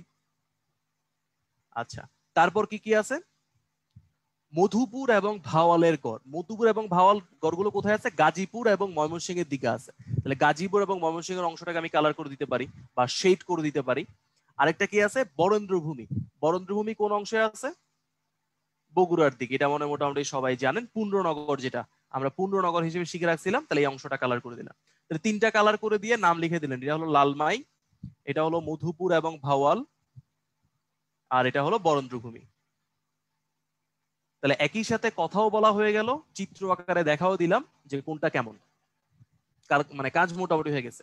এইবার যেগুলো কালারলেস, মানে যে অংশগুলো সাদা রয়ে গেছে, ওই সাদা অংশটা কি, সাদা অংশটা হলো সমভূমি, এবং সমভূমির পরিমাণটাই কিন্তু সবচেয়ে বেশি। ঠিক আছে, এই ডাটাটা অবশ্যই জেনে রাখবেন। আর এই প্রশ্নটা যদি এখন শেষ করতে হয়, তাহলে ফাইনালি আপনি একটা কি বলে এটাকে কি বলে, পাই চার্ট রাখতে পারেন। পাই চার্টের মধ্যে আপনি দিবেন যে 12%, এখানে হলো 8%, এটা হলো 12%, এটা হলো 8%, আর বাকিটা হলো 80%। তো এটা দিয়ে কি বুঝাচ্ছি, এই 80% এটা হলো সমভূমি, মানে মোট যে ভূমি তার মধ্যে 80% সমভূমি, 12% হলো টারশিয়ারি, আর 8% হলো প্লাইস্টোসিন। তাহলে দেখেন একটা প্রশ্নের মধ্যে আপনি পাই চার্ট ব্যবহার করলেন, ডেটাগুলো তো দিলেন বা কথাবার্তা তো বললেনই, সাথে একটা মানচিত্র দিয়ে দিলেন। সো এটা 5 নাম্বার বা 10 নাম্বার যত নাম্বারে আসুক না কেন, আপনি মোটামুটি স্পেসিফিকলি সবকিছু এখানে বলে দিচ্ছেন, কথাও বলছেন, চিত্রও আঁকছেন, ডেটাও দিচ্ছেন। তো এখানে নাম্বার কাটার সম্ভাবনা খুব কম। তাহলে এই যে ভূপ্রকৃতি রিলেটেড প্রশ্ন যদি আসে, তাহলে আমাদের কি কি মাথায় রাখতে হবে, এক হলো মানচিত্র মাস্ট, মানচিত্র আঁকবো, সাথে এখানে চিহ্নিত করে দিব যে কোনটা কোন অংশ। দেন 2 নম্বরে আমরা কি বলতে পারি, মানচিত্রের সাথে হলো পার্সেন্টেজ, মানে কোন অংশের মাটি বা কোন অংশের ভূমি কত পার্সেন্ট। আর 3 নাম্বার হলো একটা বর্ণনা। তো বর্ণনাটা ফিকে হয়ে যাবে যদি আপনি চিত্রটা খুব ভালো দেন। আর আপনি যদি চিত্র না দিয়ে শুধু বর্ণনা করতে যান, তাহলে কিন্তু ডেফিনেটলি আপনাকে অনেক বেশি লিখতে হবে, এবং যত বেশি লিখেন না কেন দেখতে হয়তো আকর্ষণীয় হবে না, যার ফলে স্যার নাম্বার 1, 2 নাম্বার বা 3, 4 নাম্বার কমাই দিতে পারে। তাহলে এটা একটা বড় ইস্যু যে কিভাবে প্রশ্ন উত্তর করতে হয় এবং কোন কোন ডাটাগুলো দিলে প্রশ্নের নাম্বার বেশি পাওয়ার সম্ভাবনা আছে। তো ভূপ্রকৃতি নিয়ে একটু আলোচনা হয়ে গেল আমাদের। এবার নদ নদী নিয়ে প্রশ্ন ডিরেক্টলি আসে না। নদী রিলেটেড ইনফরমেশন কেন শিখবো, আমাদের বদ্বীপ নিয়ে প্রশ্ন আসছিল। সো যখনই বদ্বীপ নিয়ে প্রশ্ন উত্তর করতে হবে, তখন নদ নদীর কথাগুলো একটু আসবে বা নদ নদীর মানচিত্রটা আসবে। সো বদ্বীপ নিয়ে কি কি প্রশ্ন আসে আমি যদি একটু মনে করাই দিই, একটা হলো সক্রিয় বদ্বীপ নিয়ে আসতে পারে, আর একটা হলো নিষ্ক্রিয় বদ্বীপ নিয়ে আসতে পারে। নিষ্ক্রিয়। সো প্রথমত যেটা আপনাকে জানতে হবে সেটা হলো বদ্বীপ ব্যাপারটা আসলে কি। ব ব কথাটা যে লিখছেন, এই যে ব, এটাকে ইংরেজিতে বলা হলো ডেল্টা। তো হোয়াট ইজ ডেল্টা, মানে একটা ত্রিভুজের মতো যেটা দেখতে, ত্রিভুজের মতো বা ডেল্টার মতো বা বয়ের মতো দেখতে যে দ্বীপ বা যে দেশ সেটাকে আমরা বলবো বদেশ, আর যে দ্বীপ তাকে বলবো হলো বদ্বীপ। তাহলে প্রথমে একটা ডেফিনেশন অবশ্যই দিতে হবে, এটা মাস্ট। একটা ডেফিনেশন দিব যে বদ্বীপটা কি বা বদেশটা কি, ডেল্টা কান্ট্রিটা কি, প্রথমে একটা ডেফিনেশন দিয়ে দিলাম। দেন আপনাকে সক্রিয় বলুক আর নিষ্ক্রিয় বলুক, এই সক্রিয় এবং নিষ্ক্রিয়র একটা ব্যাখ্যা দিতে হবে। তো আমি ছোট করে ব্যাখ্যাটা বলে দিই, সক্রিয় বলতে আসলে কি বোঝায় এবং নিষ্ক্রিয় বলতে কি বোঝায়। সক্রিয় বা নিষ্ক্রিয় দুইটা একসাথে লিখে দেই, নিষ্ক্রিয়। সো এই সক্রিয় এবং নিষ্ক্রিয় দুইটাই আসলে ডিপেন্ড করতেছে পলি জমা নিয়ে। আবারও বলি, পলি জমে নাকি জমে না তার উপর ডিপেন্ড করতেছে এটা সক্রিয় নাকি নিষ্ক্রিয়। যদি পলি জমে মানে ইয়েস জমে তখন সেটা সক্রিয়, আর পলি যদি না জমে তখন সেটা নিষ্ক্রিয়। এখন পলিটা কিভাবে জমে? পলি তো বুঝতেছেন মাটি জমবে আর কি, বা বালি জমবে। এই বালিটা আসে কিভাবে? নদীর মাধ্যমে আসে বা নদীর স্রোতের মাধ্যমে আসে। তাহলে আমাদের এই যে চিত্রটা এখানে আঁকা আছে, আমি একটু কালার করে দিই। এই অংশগুলোতে কিন্তু পানি আছে এবং পানির ফ্লোটা আলটিমেটলি কার সাথে গিয়ে মিলতেছে? বঙ্গোপসাগরের সাথে মিলতেছে, বঙ্গোপসাগরে। তাহলে এই অংশে পানির যেহেতু ফ্লো আছে, এখানে পলি আছে। তাহলে এর আশেপাশে যে জেলাগুলো আছে বা এখানে যে জেলাগুলো আছে বা এখানে যে জেলাগুলো আছে, এই জেলাগুলোতে পানির স্রোত বেশি। তাহলে আমি এটা একটু পয়েন্ট আউট করি। পানির স্রোত আছে, পানির স্রোত। দেন আমি কি বলতে পারি? এখানে বন্যা বেশি হয়, ডেফিনেটলি ডিরেক্টলি পানির ফ্লো যেহেতু আছে এখানে বন্যা হবে। এখানে পলি বেশি জমবে এবং পলি জমাতে নতুন চর পাওয়া যাবে, নতুন চর পাওয়া যাবে। তাহলে স্পেসিফিকলি পানির স্রোত আছে, স্রোত থাকলে বন্যা হওয়ার সম্ভাবনা আছে, বন্যা হলে নতুন মাটি চলে আসে বা পলি আসে এবং এই পলির ফলে নতুন চর তৈরি হয়। এই 4টা পয়েন্টের পর আপনি বলতে পারবেন তাহলে এটা একটা সক্রিয় দ্বীপ, সক্রিয় বদ্বীপ, সক্রিয় বদ্বীপ। ঠিক আছে? তাহলে এই সক্রিয় বদ্বীপের পরে আপনি একটা চিত্র এঁকে স্পেসিফিকলি এখানে কালার করে দেখায় বলতে পারবেন যে অংশগুলো হলো সক্রিয় বদ্বীপের অংশ। আচ্ছা, এইবার তাহলে নিষ্ক্রিয় বদ্বীপটা কোনটা? যেখানে পলি জমে না। দেখেন তো এখানে কিন্তু পলি জমার কোনো অংশ নাই, এখানে কিন্তু পলি জমার কোনো অংশ নাই, এখানে কিন্তু পলি জমতে পারে না। তাহলে যেখানে পানির ডিরেক্টলি ফ্লো নাই বা যেখানে নদীর প্রবাহ নাই, যেখানে বন্যা হওয়ার সম্ভাবনা কম, সেই সব অংশে নতুন চর হবে না বা পলি জমবে না। তাই সেগুলোকে আমরা কি বলবো? নিষ্ক্রিয় বদ্বীপ। এই যে পুরাতন ব্রহ্মপুত্র দেখেন, এটা হলো পুরাতন ব্রহ্মপুত্র, এখানে কিন্তু পানির ফ্লো কম। তাহলে এর আশেপাশে ময়মনসিংহ টয়মনসিংহ বা নেত্রকোনা যেগুলো আছে এগুলো কিন্তু আমরা বলবো নিষ্ক্রিয় বদ্বীপ। ওকে। আর যেহেতু এখানে মানচিত্রটার মধ্যে নদী দেখানো আছে, আমি একটু দেখি আপনাদের নদীর নামগুলো মনে আছে কিনা। আমিও কয়েকটা লিখে দিব, আপনাদের কয়েকটা মনে করাই দিব। যেমন এই যে এখানে যে নদীটা যেটা হলো কুড়িগ্রাম দিয়ে ঢুকছে, এই নদীটার নাম হলো ব্রহ্মপুত্র, এটার নাম হলো ব্রহ্মপুত্র। এটা মনে অনেকে জানেন।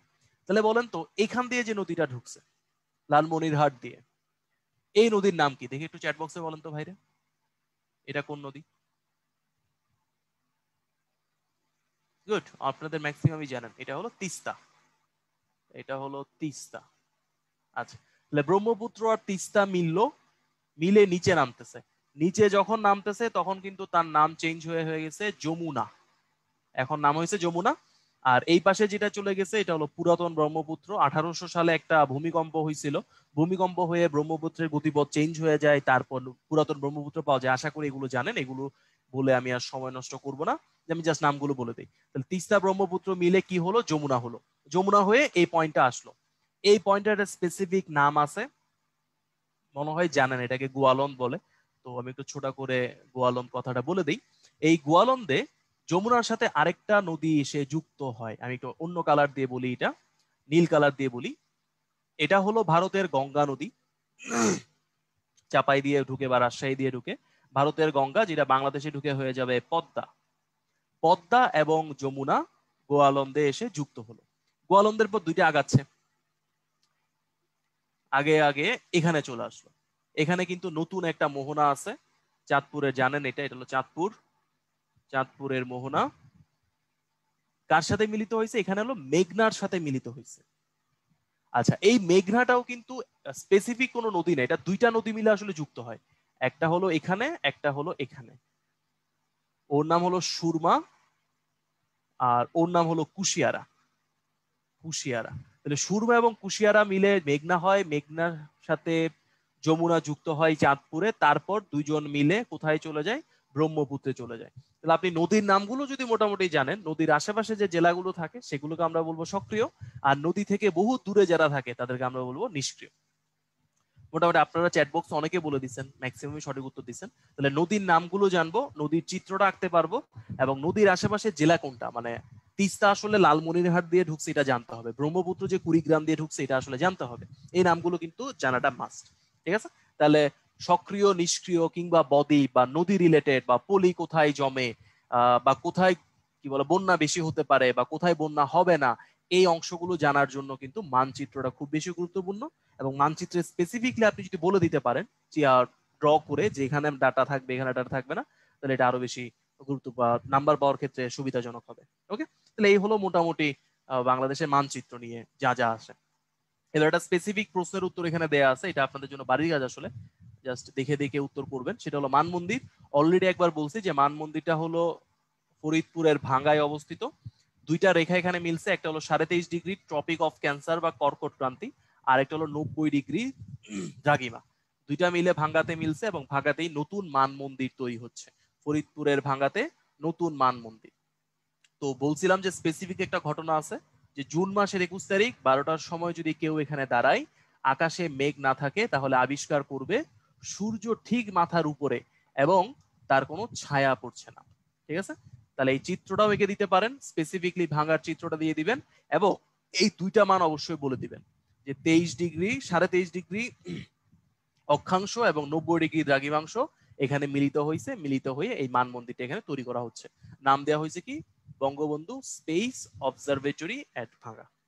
ওকে, তো এই প্রশ্নটা আসলে আপনারা চিত্র একটা দিবেন, এই ইনফরমেশন গুলো লিখে দিবেন। আর মান মন্দির ব্যাপারটা কি এটা একটু বলে দিবেন। তো বলুন তো প্রথম মান মন্দির দেখি মনে আছে কিনা আপনাদের? প্রথম মান মন্দির কোথায় অবস্থিত? একদম প্রথম মান মন্দির।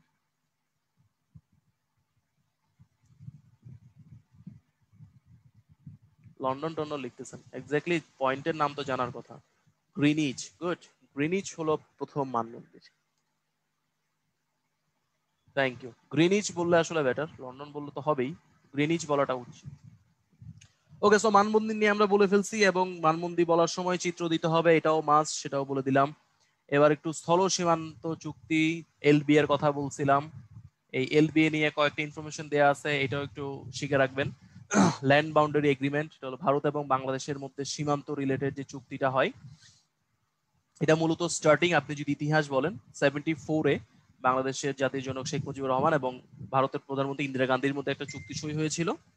ওইখান থেকেই যেটা আসলে বাস্তবায়ন হয় হলো 2015 সালের 31শে জুলাই, এবং এর মাধ্যমে কিন্তু ছিটমহল সমস্যার সমাধান হয়ে যায় এবং অফিসিয়ালি ছিটমহল বিনিময় হয়। ঠিক আছে, তো এই ইনফরমেশন গুলো একটু লিখে রাখবেন আর সাথে একটা মানচিত্র দিয়ে দিবেন। মানচিত্রে কি দেখাবেন? ছিটমহল গুলোর অবস্থান দেখাবেন, ছিটমহলের অবস্থান। এই প্রশ্নটা আসার সম্ভাবনা একটু কম, বাট স্টিল আপনি যদি কখনো বাংলাদেশ সরকারের অর্জন ব্যাখ্যা করতে চান, ওই অর্জনের ক্ষেত্রে একটা পয়েন্ট বা একটা ছোট্ট প্যারা কিন্তু আপনি স্থল সীমান্ত চুক্তি বা এলবিএ কে দিতে পারেন। সো ডিরেক্টলি এই প্রশ্নটা না আসলেও এটা আমরা কোথায় ব্যবহার করব? এটা হলো সরকারের অর্জন বা সরকারের সাফল্য নিয়ে যদি কোনো প্রশ্ন আসে, সরকারের সাফল্য বা অর্জন, ওইখানে আমরা এই টপিকটা আলোচনা করতে পারবো। সো ডাটা জেনে রাখতে হবে এবং মানচিত্রে ছিটমহলের অবস্থানগুলো জেনে রাখতে হবে। এই হলো মোটামুটি অবস্থান। আর এই স্থল সীমান্ত চুক্তির বেশ কিছু ইনফরমেশন আছে, যে ভারত কয়টা স্থান পাই, বাংলাদেশ কয়টা পাই, অচিহ্নিত রয়ে গেছে এটা জেনে রাখবেন, বিলোনিয়ারটা, এটা একটু ইনফরমেশন গুরুত্বপূর্ণ। বাংলাদেশ কয়টা ছিটমহল পাই, ভারত কয়টা ছিটমহল পাই, এগুলো প্রিলির জন্য অসংখ্যবার শিখছেন, জাস্ট ডেটাগুলো একটু মনে রাখবেন। এবং শুরু হয় কখন এবং অনুমোদনের জন্য দলিল বিনিময় হয় কখন, আর ফাইনালি কখন কার্যকর হয় সেটা হলো 2015 সালে। এই ছোট ছোট ইনফরমেশন আপনি এইভাবে না দিয়ে, আমি একটা ফরম্যাট দেখাই, আপনি এইভাবে দিতে পারেন। আপনি লিখতে পারেন যে কার্যকর, কবে থেকে কার্যকর হয়, আপনি লিখবেন 2015। আর এবার যদি আপনি ইতিহাস বলেন যে ইতিহাসটা কি, আপনি লিখতে পারেন যে 1974 সালে বাংলাদেশের জাতির জনক শেখ মুজিবুর রহমান এবং ভারতের তৎকালীন প্রধানমন্ত্রী ইন্দিরা গান্ধীর মধ্যে একটি চুক্তি সই হয়। সেটা হলো একটা ইতিহাস। এবার হলো আলোচনা। আলোচনার মধ্যে লিখবেন প্রথম যে পয়েন্টটা থাকবে সেটা হলো বাংলাদেশের প্রাপ্তি, আর দ্বিতীয় পয়েন্টটা লিখবেন হলো ভারতের প্রাপ্তি। তাহলে দেখেন একই ইনফরমেশন এখানে যেভাবে আছে, এই জিনিসগুলো আমি লিখতেছি, বাট একটা গাইডেড ইনফরমেশন হয়ে গেছে, মানে জিনিসটা দেখতে একটু সুন্দর হবে, তখন একটু নাম্বার বেশি পাওয়ার সম্ভাবনা হয়ে যায়, বা একটু নাম্বার বেশি আসে, স্যাররা একটু নাম্বার বেশি দেয়। তো এইভাবে একটু লেখার প্র্যাকটিস করবেন এবং এগুলো অবশ্যই নোট করে রাখবেন। এটা হলো সবচেয়ে কষ্টের কাজ। আমি যদি ব্যক্তিগত অভিজ্ঞতা বলি, এই নোট করাটা খুবই পেইনফুল একটা কাজ, কিন্তু এই নোট আপনাকে প্রচুর সাহায্য করবে। আপনি যদি আজকে থেকে নোট করা শুরু করেন, আপনার বাংলাদেশ বিষয়াবলী কয়েকটা চ্যাপ্টার নোট করতে দেখা যাবে 2-3 সপ্তাহ লাগতেছে, প্রথম দিকে অনেক সময় লাগে, কিন্তু পরবর্তীতে যখন রিভিশনের টাইম আসবে বা ফাইনাল পরীক্ষার সময় আসবে, দেখবেন আপনি একদিনেই বা এক বসাতেই পুরো বাংলাদেশ বিষয়াবলী রিভিশন দিয়ে দিতে পারতেছেন। সো ওই যেহেতু নিজের হাতের লেখা বা একাধিক বই থেকে আপনি নিজে ইনফরমেশন গ্যাদার করে লিখবেন, ওইটা পরবর্তীতে কাজে লাগে। তাই এই প্র্যাকটিসটা শুরু করে দেন, এখন অনেক সময় আছে। প্রিলি রেজাল্ট দিবে 2 মাস পরে, মানে 1 মাস পর, দেন আরো 5-6 মাস পর পরীক্ষা হবে। তো এখন থেকে নোট করা শুরু করলে দেখবেন এটা ভালো কাজে লাগতেছে। এবং নোট করার ক্ষেত্রে টপিক ভিত্তিক নোট করবেন, এটা কিন্তু মাস্ট। এবং এই টপিক ভিত্তিক নোটের সময় পর্যাপ্ত ডেটা কিন্তু লিখবেন, এবং ডেটার সাথে যেটা সেটা হলো সোর্স গুলো লিখে রাখবেন। কারণ রিটেনে ডেটা এবং সোর্স দুইটাই খুব ভাইটাল, ডেটাও দিতে হবে সাথে সোর্সও দিতে হবে। আচ্ছা, এবার আরেকটা টপিক নিয়ে আমরা আলোচনা করব, সেটা হলো বাংলাদেশের সমুদ্র বিজয়। তো এটা কোথায় কোথায় কাজে লাগাতে পারবেন? একটা হলো অর্জন, বাংলাদেশের অর্জন বা সরকারের অর্জন, এখানে কাজে লাগাতে পারেন। ব্লু ইকোনমি নিয়ে যদি কোনো কিছু আসে সেখানে কাজে লাগাইতে পারেন। আচ্ছা, এর বাইরে আন্তর্জাতিক এটা কাজে লাগাইতে পারেন যদি আপনাকে আনক্লস নিয়ে কখনো কোনো প্রশ্ন আসে, আনক্লস নিয়ে প্রশ্ন আসলে সেখানে কাজে লাগাইতে পারেন। এই সব জায়গায় সেম ইনফরমেশন আপনি ইউজ করতে পারেন। সো বাংলাদেশের যে সমুদ্র বিজয় সেটা হলো দুইটা দেশের সাথে, একটা হলো ভারত, একটা হলো মিয়ানমার। তো কত সালে হয়েছে সেটা জানাটা খুবই খুবই গুরুত্বপূর্ণ। সো বাংলাদেশ বললাম, মিয়ানমার নিয়ে আমি শুরু করি, যে বাংলাদেশ এবং মিয়ানমারের মধ্যে সমুদ্র সীমার যে 2012 হবে এটা, সমুদ্র সীমার যে বিজয়টা হয় বা সমুদ্র সীমার যে রায়টা হয় সেটা হয় 2012 সালের 14ই মার্চ। 14ই মার্চ না লিখলেও সমস্যা নেই, বাট 2012 সালটা শিখে রাখতে হবে। এরপর যে ইনফরমেশনটা আপনাকে জানতে হবে যে এই রায়টা কোথা থেকে দেওয়া হয়, সেটা হলো ইটলস, ITLOS। সো রিটেনে লেখার সময় এরকম ছোট নাম ব্যবহার করবেন না, অবশ্যই তার ফুল ফর্মটা লিখবেন। সেটা হলো international tribunal for the law of the sea, ঠিক আছে? তাহলে এখান থেকে ইটলস থেকে এই রায়টা দেয়া হয়। আর চাইলে আপনি লিখে দিতে পারেন যে ইটলসের সদর দপ্তর হলো জার্মানি, হামবার্সবুর্গ, জার্মানি। এটা লিখে দিলে একটু আর একটু স্যারকে ইমপ্রেস করতে পারবেন। আর ফাইনালি যেটা আউটকাম দিতে হবে, মানে এই রায়ের মাধ্যমে বাংলাদেশ আসলে কতটুকু পাইছে। তো বাংলাদেশ এখান থেকে পাই হলো 1,11,631 স্কোয়ার কিলোমিটার পাই। তাহলে বাংলাদেশ এবং মিয়ানমারের মধ্যে এই 4টা ইনফরমেশন জেনে রাখতে হবে: কত সালে কোন জায়গা থেকে রায় দেয়, তার সদর দপ্তর কি, এবং আউটকাম হিসেবে বাংলাদেশ কতটুকু ক্ষেত্রফল পায় সমুদ্রের জন্য। ওকে, এবার হলো ভারতের ক্ষেত্রে।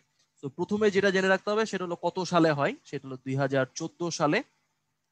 দেন হলো কোন সংস্থা থেকে বা রায়টা কে দেয়, সেটা হলো PCA। আবারও বলি, PCA লিখলে হবে না, PCA এর ফুল ফর্মটা লিখবেন, that is permanent court of attribution, ঠিক আছে? আর ফাইনালি যেটা লিখতে হবে সেটা হলো কতটুকু সীমানা বা কতটুকু ক্ষেত্রফল বাংলাদেশের অধীনে চলে আসে। সো এখান থেকে বাংলাদেশ পায় হলো 19,467 স্কোয়ার কিলোমিটার।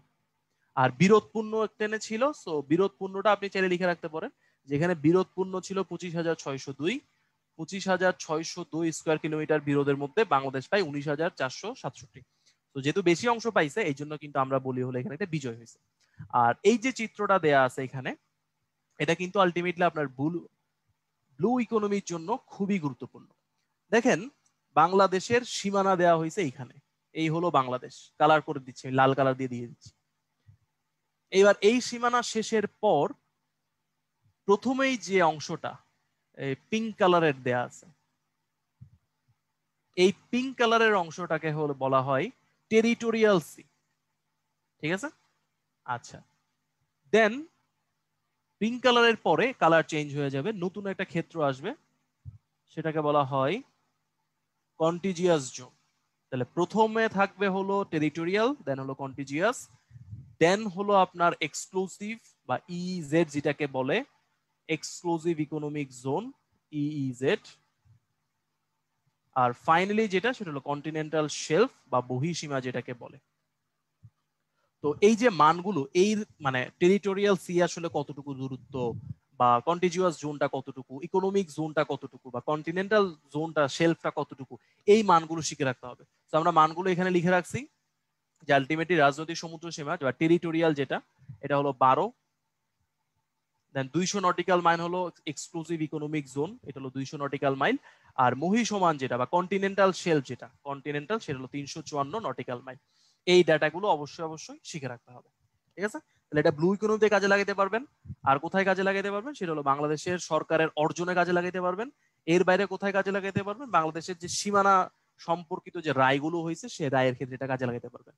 আর এই ডাটাটা একটু শিখে রাখবেন যে বাংলাদেশ টোটাল কতটুকু সমুদ্র সীমা অর্জন করে, সেটা হলো 1,18,813 বর্গ কিলোমিটার। ঠিক আছে, আমি 1 মিনিটের একটা ব্রেক নিব, 1 মিনিট পরে আমি ব্রেক করতেছি, 1 মিনিট।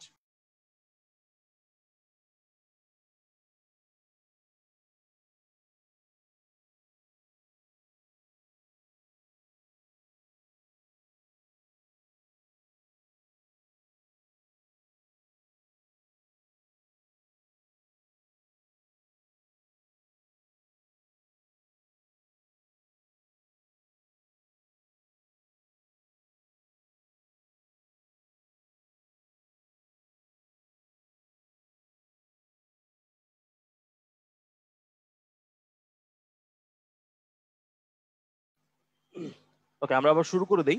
আচ্ছা, এবার একটা প্রশ্ন যেটা বেশ কয়েকবার পরীক্ষায় আসছে, এই প্রশ্নটা আমরা উত্তর করে আপনাদেরকে একটু দেখাবো। সেটা হলো বাংলাদেশের আর্থসামাজিক ও ভূ রাজনৈতিক গুরুত্ব কি। মানে এরকম যদি প্রশ্ন আসে বাংলাদেশের আর্থসামাজিক এবং ভূ রাজনৈতিক গুরুত্ব কি, সেই ক্ষেত্রে আপনি প্রশ্নের উত্তরটা কিভাবে করবেন। তো ফার্স্ট অফ অল আপনি শুরু করবেন একটা ভূমিকা দিয়ে। আপনি লিখবেন না ভূমিকা, ভূমিকা লেখার দরকার নাই, বাট প্রথমে একটা পরিচয় দিবেন, সেটা হলো বাংলাদেশের পরিচয়। এখানে বাংলাদেশের একটা পরিচয় হবে। সো আমি একটু পয়েন্ট আকারে বলি যে বাংলাদেশের পরিচয় দেওয়ার ক্ষেত্রে আপনি কি কি দিতে পারেন। একটা হলো যে বাংলাদেশ যে দক্ষিণ এশিয়ার একটা দেশ, এই কথাটা বলবেন, দক্ষিণ এশিয়ার দেশ এটা বলবেন। দেন বাংলাদেশের মোট ক্ষেত্রফল কয়টা, সরি ক্ষেত্রফল কত এটা বলবেন। জেলা উপজেলা কত এটা বলতে পারেন, জেলা বলতে পারেন। দেন জনসংখ্যা কত সেটা বলতে পারেন।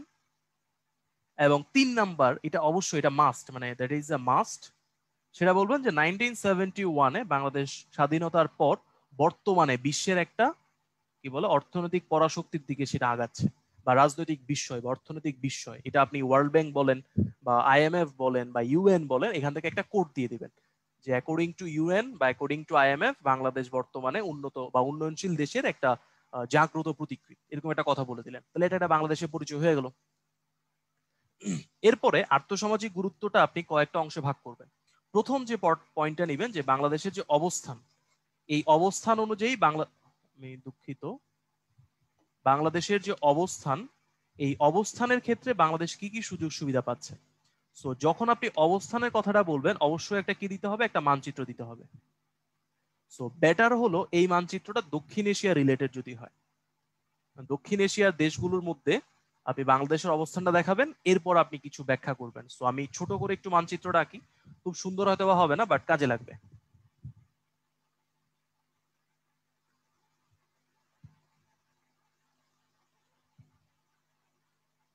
আচ্ছা, দেন হলো এখানে ভারতকে দেখাবেন,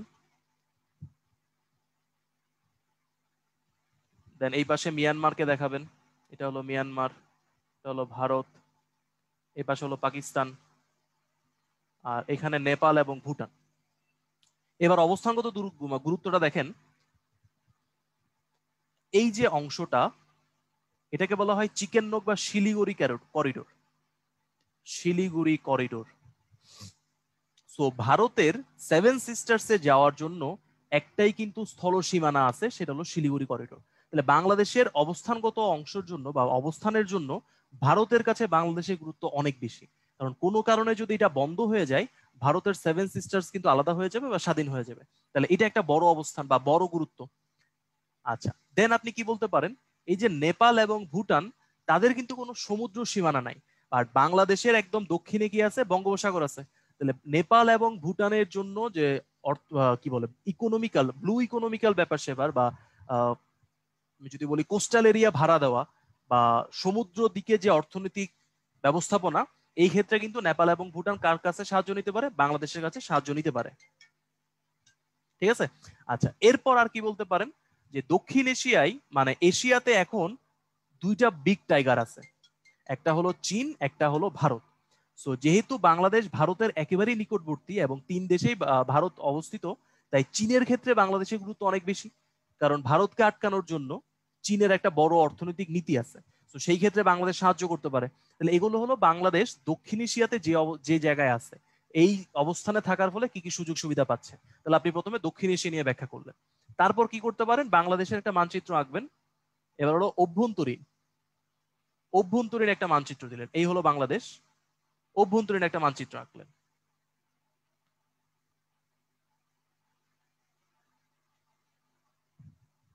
মানচিত্র আঁকা ভুলে গেছি, আগে খুব ভালো আঁকতাম। আচ্ছা, এবার অভ্যন্তরীণ মানচিত্রে কি কি বলবেন, যে বাংলাদেশ বঙ্গোপসাগরের তীরে অবস্থিত। তাহলে বঙ্গোপসাগরের তীরে থাকলে আমাদের ব্লু ইকোনমির একটা সুযোগ সুবিধা আছে। তাহলে ব্লু ইকোনমি যা যা জানতেন, 1,18,813 কিলোমিটার স্কোয়ার কিলোমিটার ক্ষেত্র আমাদের আছে, এর মাধ্যমে আমরা ব্লু ইকোনমি বা আমাদের অর্থনৈতিক সম্পদ বাড়াতে পারি। দেন আমি কি বলতে পারি, বাংলাদেশের এই অংশটাতে নদীর অংশগুলো আপনি দেখাইতে পারেন, যে নদীমাতৃক বাংলাদেশ, আলটিমেটলি নদী থেকে আমরা মাছ পেতে পারি, বা মাছ রিলেটেড যে অংশগুলো আর কি, বা কৃষিতে বাংলাদেশের অবস্থান খুব স্ট্রং হতে পারে, বা পাট বা অর্থকরী ফসল, এই আলোচনাগুলো করতে পারে। আচ্ছা, তারপর কি করতে পারি, বাংলাদেশের দক্ষিণ পূর্ব এবং উত্তর পূর্ব এই অংশগুলো কিন্তু বনাঞ্চল অনেক বেশি। তো বনাঞ্চল বেশি হলে এখান থেকে আমরা কি পাবো, এর পরিবেশগত গুরুত্ব বেশি। পরিবেশগত গুরুত্বের মধ্যে আমরা কি বলতে পারবো, যে এখানে যে গাছপালাগুলো আছে, সেই গাছপালাগুলো থেকে আমরা কি পাই, ওষুধ তৈরি করতে পারি। তাহলে এটাও কিন্তু বাংলাদেশের অবস্থানের উপর একটা মানে গুরুত্ব আপনি বের করতে পারেন। আচ্ছা, এর বাইরে স্পেসিফিকলি সমুদ্র সীমাটা তো বললাম, সমুদ্র সীমার উপর আপনি আলোচনা করতে পারেন। দেন রাজনৈতিক আলোচনা যদি বলি, একটু আলোচনা করি যে রাজনৈতিক গুরুত্বটা আসলে কি। এই রাজনৈতিক গুরুত্বের মধ্যে প্রথমে যেটা নিয়ে আলোচনা করবেন সেটা হলো সার্ক। তো সার্ক যদিও এখনো মৃত পায়, কিন্তু আপনি বলবেন যে কোনো সময় আসলে সার্ক মৃত পায়, তার দুইটাই কারণ, একটা হলো ভারত এবং পাকিস্তান, তাদের মধ্যে মনোমালিন্য হচ্ছে না বলে আসলে সার্কটা এখনো পর্যন্ত অত বেশি শক্তিশালী হয়ে উঠতে পারে নাই। কিন্তু যদি রাজনৈতিক পরিসীমা কখনো চেঞ্জ হয়ে যায়, পাশা যদি পাল্টে যায়, সার্ক কিন্তু আবারও জাগ্রত হয়ে যাবে। সার্কের বাইরেও, সার্ক যেহেতু এখন স্ট্রং না, এর বাইরে কিন্তু আরো কিছু অর্গানাইজেশন আছে, যেমন বিমস্টেকের নাম অবশ্যই শুনছেন, বে of Bengal initiative for the multi sectoral economic cooperation, এটা কিন্তু বেশ অ্যাক্টিভ। এর বাইরে বিবিআইন নিয়ে কথা হচ্ছে, বা বিসিআইএম, বাংলাদেশ চায়না ইন্ডিয়া মিয়ানমার নিয়ে কথা হচ্ছে, এগুলোর কিন্তু বেশ অগ্রগতি আছে। তাহলে এই সবগুলোতে কিন্তু বাংলাদেশের অবস্থান কেন হয়েছে, কারণ চীন এবং ভারত উভয়ের জন্য বাংলাদেশের গুরুত্ব কিন্তু অনেক বেশি। তো এইভাবে আপনি চাইলে ভৌগোলিক এবং আর্থসামাজিক গুরুত্বটা আলোচনা করতে পারেন। এর বাইরে আরো কি কি আলোচনা থাকতে পারে, আপনার বাংলাদেশের যে খনিজ সম্পদ, এটা নিয়ে আলোচনা করতে পারেন। খনিজের সাথে আপনি প্রাকৃতিক সম্পদের একটা আলোচনা করতে পারেন, যে খনিজ প্রাকৃতিক সম্পদ কোথায় পাওয়া যায়, মানচিত্র আকারে দেখাই দিতে পারেন। দেন হলো আরেকটা বড় আলোচনা যেটা আসতে পারে, যে আমরা যে বঙ্গোপসাগরের তীরে অবস্থিত, আর বঙ্গোপসাগরটা আসলে কি, ভারত মহাসাগরের একটা প্রবেশদ্বার। সো ভারত মহাসাগরে যেই শক্তিশালী নৌ অঞ্চল গঠন করতে চাইবে, তার দরকার হলো বঙ্গোপসাগরের মতো একটা প্রবেশদ্বার। তো সেই ক্ষেত্রে ভারত মহাসাগরে বাংলাদেশের একটা বড় রাজনৈতিক পরিসীমা আছে, এটাও কিন্তু আপনি চাইলে বলে দিতে পারেন। ঠিক আছে, তো এই হলো মোটামুটি ইনফরমেশন, বা একটা প্রশ্ন কিভাবে উত্তর করা যায় তার গাঠনিক পরিক্রমাটা আমি একটু দেখাইতেছি। তো এটা শুধুমাত্র যে বাংলাদেশের আর্থসামাজিকের ক্ষেত্রে লিখতে হবে এমন না, এটা ভূ রাজনৈতিকের ক্ষেত্রেও কিন্তু আপনি এটা ব্যবহার করতে পারবেন। আচ্ছা, এবার কিছু প্রশ্ন এখানে আছে, এই প্রশ্নগুলো দেখেন, এর মধ্যে একটা প্রশ্ন আমি উত্তর করে দিব, সরি, যে বাংলাদেশের ভূ প্রকৃতি বৈচিত্র্য সংরক্ষণে কতটা সহায়ক, সীমান্তবর্তী ভারতের কয়টি রাজ্য কি কি, ভূ কৌশলগত গুরুত্ব, এটা হলো একটা টিকা, আসলে পরীক্ষায় টিকাও আসে, এটা মনে হয় জানেন। ডিজিটাল আইল্যান্ড মহেশদ্বীপ বর্ণনা করো, সক্রিয় বদ্বীপ কি, সক্রিয় বদ্বীপগুলো কোথায়, এরকম প্রশ্ন আসতে পারে। তো আপনারা চ্যাট বক্স আমাকে জানাতে পারেন এই পাঁচটার মধ্যে কোনটার ফরম্যাট আমি দেখাই দিব।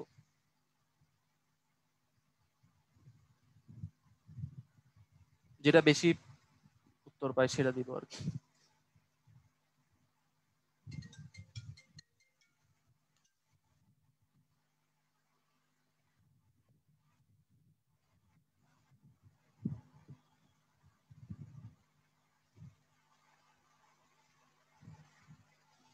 আচ্ছা, এখানে আপনাদেরকে প্রশ্নটা করাই মনে ভুল হয়েছে, 1 2 3 4 5 সবই লিখতেছেন আপনারা।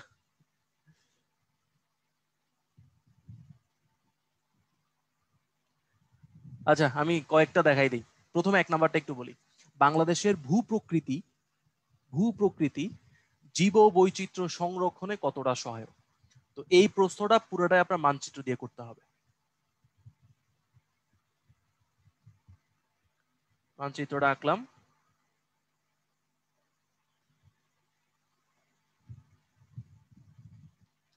আপনি মানচিত্র এঁকে প্রথম যে কাজটা করবেন, বাংলাদেশের কোথায় কি আছে সেটা দেখাবেন। যেমন এগুলো হলো বনাঞ্চল, এটাও হলো বনাঞ্চল। দেন এই অংশটাকে আমরা কি বলি? ম্যানগ্রোভ। এটাকে বলি ম্যানগ্রোভ। এখানে নদীর পরিমাণ বেশি, তাহলে এটাকে আমরা বলবো নদী বিধৌত। আর এই অংশটা খরা প্রবণ। এখানে সুন্দরবন আছে, এটা জানেন অলরেডি, সুন্দরবন। এই হলো মোটামুটি। এবার দেখেন ভূ প্রকৃতি আমি দেখাই দিছি। ভূ প্রকৃতির সাথে জীব বৈচিত্র্য আপনি কিভাবে অ্যাড করবেন, খুব সহজ, কিন্তু দেখলেই বুঝে যাওয়ার কথা। যেখানে বনাঞ্চল আছে সেই বনাঞ্চলে মানে সেই বনাঞ্চলের উপকারিতাটা কি কি? পরিবেশগত উপকারিতা আছে, এবং পরিবেশগত উপকারিতার মধ্যে একটা হলো জীব বৈচিত্র্য সংরক্ষণ। মানে প্রচুর জীব এখানে নিজেদের বৈচিত্র্য বহন করতে পারবে বা প্রচুর জীব এখানে বসবাস করতে পারবে। এরপর সুন্দরবনে আসেন। সুন্দরবনে যেহেতু অনেক প্রজাতির গাছ পাওয়া যায়, অনেক প্রজাতির পশু পাখি পাওয়া যায়, এটাও জীব বৈচিত্র্য সংরক্ষণের সহায়ক। এবার নদী বিধৌত। নদী বিধৌত অংশ আপনি কি বলতে পারেন? যে মৎস্য সম্পদ যেগুলো আছে, মৎস্য সম্পদের জন্য আমাদের নদী বিধৌত খুবই গুরুত্বপূর্ণ। তার মধ্যে অবশ্যই দুইটা অংশ আলোচনা করবেন, সেটা হলো যেখানে নদীগুলো মিলিত হয়, একটা হলো গোয়ালন্দ, একটা হলো চাঁদপুর, এই দুটো আলোচনা করবেন। দেন কিছু চ্যালেঞ্জ থাকা উচিত, সেই চ্যালেঞ্জ গুলোর মধ্যে একটা হলো খরা, যে এই অংশটা খরা প্রবণ, এবং এই অংশটা হলো ভূমিকম্প প্রবণ, মানে সিলেটের সাইডটা আসলে ভূমিকম্প প্রবণ। সো এই দুইটা অংশ আলোচনা করবেন, যেখানে হলো চ্যালেঞ্জ, যেখানে আমাদের চ্যালেঞ্জ গুলো থাকে। তো এই ভূপ্রকৃতি আলোচনা করবেন, প্রত্যেকটা ভূপ্রকৃতির সাথে সেখানে মাটি কেমন, তার পরিবেশ কেমন, বনাঞ্চলের পরিমাণ কেমন, সেখানে কি ধরনের পশু পাখি থাকে সেটা আলোচনা করবেন। আপনার জীব বৈচিত্র্য নিয়ে কিন্তু আলোচনা হয়ে গেল। 2 নম্বর প্রশ্ন যেটা, এটা খুবই সহজ, এটা নিয়ে আলোচনার কিছু নাই। বঙ্গোপসাগরের ভূকৌশলগত গুরুত্ব। এটা যদি বলি আপনি, এটা হলো বাংলাদেশ আর এটা হলো বঙ্গোপসাগর, তাই তো? বঙ্গোপসাগর প্রথম টপিক। এই অংশটা আসলে কার সাথে? এটা হলো ভারতের সাথে। আর এই অংশটা কার সাথে? এটা হলো মিয়ানমারের সাথে। তাহলে ভারত, মিয়ানমার, এর মাঝখানে স্যান্ডউইচ হিসেবে কে আছে? বাংলাদেশ আছে। তাহলে বাংলাদেশ ভারত এবং মিয়ানমারের এই যে নৌবন্দরগুলোর সাথে একটা ভূকৌশলগত গুরুত্ব রাখতে পারে। তাদের নৌবন্দরের সাথে বাংলাদেশের নৌবন্দর এবং মিয়ানমারের নৌবন্দর যদি জয়েন করে দেই, এই যে ইপিজেড গুলো বা ইজেড গুলো, এগুলো খুব স্ট্রংলি কাজ করতে পারে। এটা হলো একটা আলোচনা। দেন বাংলাদেশের উপরে আপনি যদি নেপাল এবং ভুটানকে বলেন, তাদের কিন্তু কোনো সমুদ্র সীমা নাই। তাহলে তাদের সমুদ্র সীমা না থাকার ফলে তাদের সমুদ্র রিলেটেড যে ইকোনমি, সেই ইকোনমিটা কিন্তু বাংলাদেশ ডিরেক্টলি প্রভাব ফেলতে পারে। এটা হলো একটা কথা। দেন বঙ্গোপসাগরে বাংলাদেশ রিসেন্টলি কি পাইছে? 1,18,813 স্কোয়ার কিলোমিটার এতটুকু জায়গা পাইছে। সেটা হলো দুইটা রায়ের মাধ্যমে, একটা হলো পিসিএ থেকে, একটা হলো ইটলস থেকে। এর মাধ্যমে আমাদের কি পাইছে? আমরা ব্লু ইকোনমি যাত্রা শুরু করছি। So what is blue economy? Blue economy হলো, মানে এটা সুন্দর বাংলা যদি বলি, এটা হলো সুনীল অর্থনীতি। সুনীল অর্থনীতি এখান থেকে কি কি পেতে পারি? এক হলো মৎস্য সম্পদ, এটা হলো সবচেয়ে গুরুত্বপূর্ণ, মৎস্য সম্পদ অলরেডি যেটা আমরা পাচ্ছি। এর বাইরে কি কি গুরুত্বপূর্ণ? মিয়ানমারের বেশ কিছু ব্লক ছিল যেগুলো বাংলাদেশে চলে আসছে। এই ব্লকগুলোতে গ্যাস পাওয়া যেতে পারে, তেল পাওয়া যেতে পারে, এবং খনিজ পাওয়া যেতে পারে। তাহলে এই বঙ্গোপসাগরের অবস্থানগত কৌশলের জন্য আপনি মৎস্য সম্পদ, বিভিন্ন ব্লকে খনিজ সম্পদ বা গ্যাস বা তেল পেতে পারেন। আর সবার শেষে যেটা আলোচনা করবেন সেটা হলো বন্দর। যে আমাদের যে টোটাল যে ইকোনমি, আমাদের টোটাল ইকোনমির প্রায় 84% যে আমদানি রপ্তানি হয়, তা কিন্তু কি হয়? সমুদ্র পথে হয়। তাহলে বঙ্গোপসাগর একটা বড় অবদান সেখানে রাখতে পারে। ঠিক আছে? তো এরকম ছোট ছোট আলোচনা করলে 4-5টা পয়েন্ট বের করে ফেলতে পারবেন। সেই 4-5টা পয়েন্ট আলোচনা করে দিবেন, কয়েক জায়গায় ডাটা দিয়ে দিলেন। এই যে বন্দরের ক্ষেত্রে বললাম যে 84% আমাদের আমদানি রপ্তানি কিভাবে হয়? সমুদ্র বন্দর দিয়ে হয়। সো এটা একটা ডাটা, এই ডাটাটা আপনি বলে দিতে পারেন। আবার তেল গ্যাস বা খনিজ কতটুকু পাওয়া যেতে পারে, কত ঘনফুট গ্যাস থাকতে পারে, কতটুকু তেল থাকতে পারে, বা কয়টা ব্লক আছে, এই ইনফরমেশনটা দিয়ে দিতে পারেন।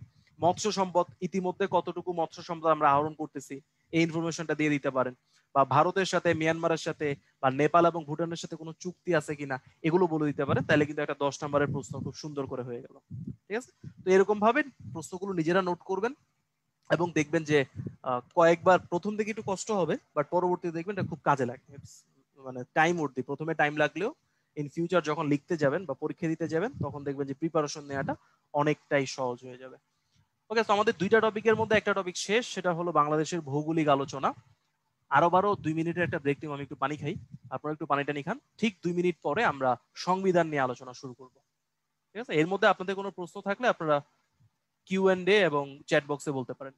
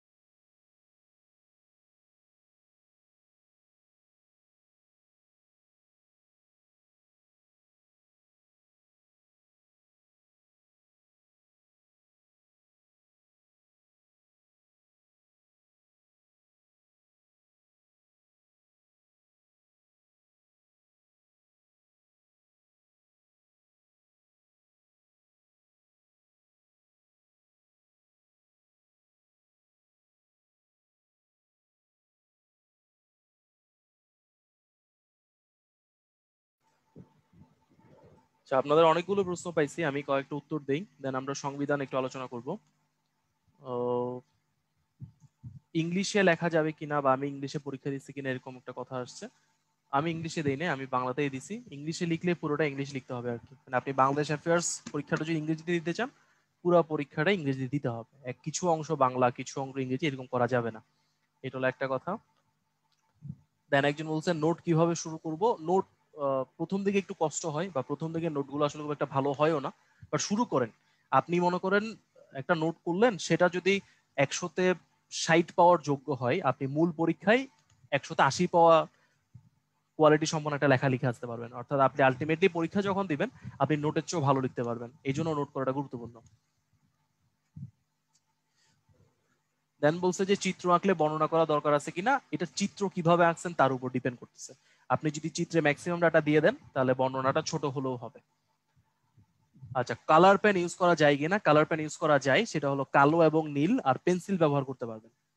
তো আমি আপনাদের বলি একটু স্মার্ট উপায়ে আনসার করতে হয় আর কি। যেমন নীলের অনেকগুলো ভার্সন আছে, আমি 3 ধরনের নীল কালি ইউজ করতাম। এটা আপনারা বুঝতে পারতেছেন যে এক এক কোম্পানির নীল কালি নীল কিন্তু একটু অন্যরকম, মানে জেল পেনের নীল আর নর্মাল বল পেনের নীল কিন্তু এক না। তো আপনি 3 ধরনের নীল পেন ইউজ করেন, 3টা দিয়ে আলাদাভাবে মানে কালার করতে পারবেন। বা পেন্সিল তো ইউজ করতেই পারবেন, পেন্সিলও ইউজ করা যায়। সো কালার এটা কোনো ব্যাপার না, তবে নীল এবং কালোর বাইরে ইউজ না করাটাই মনে হয় ভালো। নীলের ভ্যারিয়েশন ইউজ করেন, এটাও ভালো। চিত্রগুলো পেন্সিল দিয়ে আঁকলে তো খুবই ভালো হয়, এটা খুবই ভালো বলছেন। মানচিত্র আঁকার সময় পেন্সিল ব্যবহার করাটা ভালো, একটু সুন্দর হবে। একজন বলছে ক্লাস রেকর্ডেড পাবো কিনা। হ্যাঁ ভাই, এই ক্লাসগুলো সবসময় রেকর্ডেড থাকে। রেফারেন্স বই, আজকে তো আমরা আসলে স্পেসিফিকলি কোনো বড় টপিক পড়াই নাই, এজন্য রেফারেন্স বইয়ের নামটা বলি নাই। বাট উত্তরণ থেকে আপনাদের বই দেওয়া হবে, সেটাও যথেষ্ট ভালো হবে। এর বাইরে আপনি ওই পরিণতি ও সুশাসন বইটা পড়তে পারেন। সংবিধানের জন্য তো অবশ্যই বাংলাদেশের সংবিধান, মানে এটা একটা বই, এটা পড়তে হবে, এটা মাস্ট।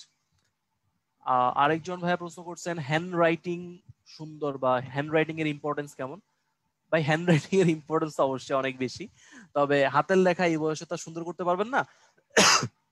যে কাজটা করতে পারেন সেটা হলো পরিষ্কার, মানে আপনি যেটা লেখেন সেটা যেন স্যার পরিষ্কার ভাবে বুঝতে পারে, এটাই মোটামুটি এনাফ। আচ্ছা, তানিয়া আপু একটা ভালো প্রশ্ন করছেন, কত মার্কসের আনসারের জন্য ইন্ট্রোডাকশন এবং কনক্লুশন লিখবেন? সব প্রশ্নের জন্য। 5 নাম্বারের প্রশ্ন হলো আপনাকে ছোট্ট একটা ইন্ট্রোডাকশন, ছোট্ট একটা কনক্লুশন দিতে হবে। 20 নাম্বারের জন্য হলো দিতে হবে, এটা অলওয়েজ দিতে হয়।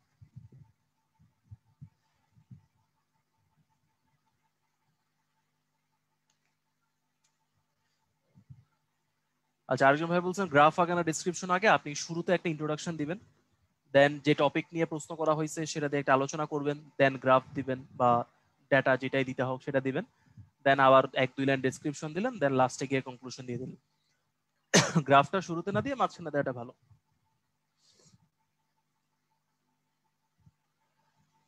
আচ্ছা, আরেকজন ভাই বলছেন সংবিধান কি পুরা বই শিখতে হবে কিনা। হ্যাঁ ভাই, পুরা বই শিখতে হবে, প্রত্যেকটা ভাগ, প্রত্যেকটা অনুচ্ছেদ, প্রত্যেকটা উপভাগ সবগুলোই শিখতে হবে, কিচ্ছু করার নেই। গ্রিন পেন অ্যাকসেপ্টেবল কিনা রুহানি ভাই প্রশ্ন করছেন। গ্রিন পেন অ্যাকসেপ্টেবল কি অ্যাকসেপ্টেবল না এরকম কোনো নির্দেশনা আমরা এখনো পাই নাই, আমিও পরীক্ষা দিছি তখনও কোথাও পাই নাই, বাট ইউজ না করা ভালো। কালো আর নীল এই দুইটার বাইরে না যাওয়াই ভালো। তো মোটামুটি আমি অনেকগুলো প্রশ্নের উত্তর দিয়ে দিছি, আমরা আবার আলোচনা শুরু করে দেই। সংবিধানের একদম শুরুর অংশটা পড়াবো, সংবিধান কি বা আমাদের সংবিধানের ইতিহাসটা কি, এরকম একটা ছোট আলোচনা থাকবে। তো বিগত বছরের প্রশ্নগুলো একটু দেখেন। গণপ্রজাতন্ত্রী বাংলাদেশের সংবিধান কোন তারিখ হতে কার্যকর হয়, মৌলিক অধিকার গুলো কি তা বর্ণনা, এটা অবশ্যই একটা বড় প্রশ্ন, এটা 10 বা 15 নম্বরের প্রশ্ন। দেন হলো সংবিধান কি, প্রধান প্রধান বৈশিষ্ট্যগুলো উল্লেখ করতে বলছে, ওকে। তারপর একটা স্পেসিফিক অনুচ্ছেদ বলে দিছে যেটা হলো ধর্মনিরপেক্ষতা, সেটা বলছে। সংবিধানের 70 ধারায় কি আছে, সংস্কার করা যাবে কিনা, প্রস্তাব কি হবে, এরকম একটা প্রশ্ন করছে। সংশোধনী নিয়ে প্রশ্ন করছে, সংসদীয় সরকার কিভাবে গঠিত হয়, সংবিধানের প্রশ্ন, ডিরেক্টলি সংবিধানের প্রশ্ন।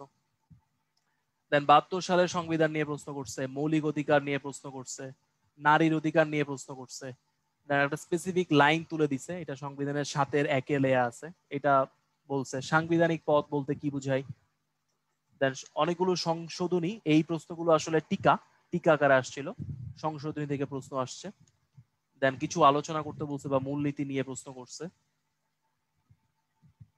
দেন দেখেন সংশোধনী, রাষ্ট্র পরিচালনা, সংজ্ঞা, অনুচ্ছেদ, ক্ষমতা, নারীর আসন, মূলনীতি, সংশোধনী, পঞ্চদশ সংশোধনী। সো সিমিলার কোশ্চেন যে আসতেছে সেগুলো কিন্তু আশা করি বুঝতে পারতেছেন, কিছু প্রশ্ন বারবার আসতেছে।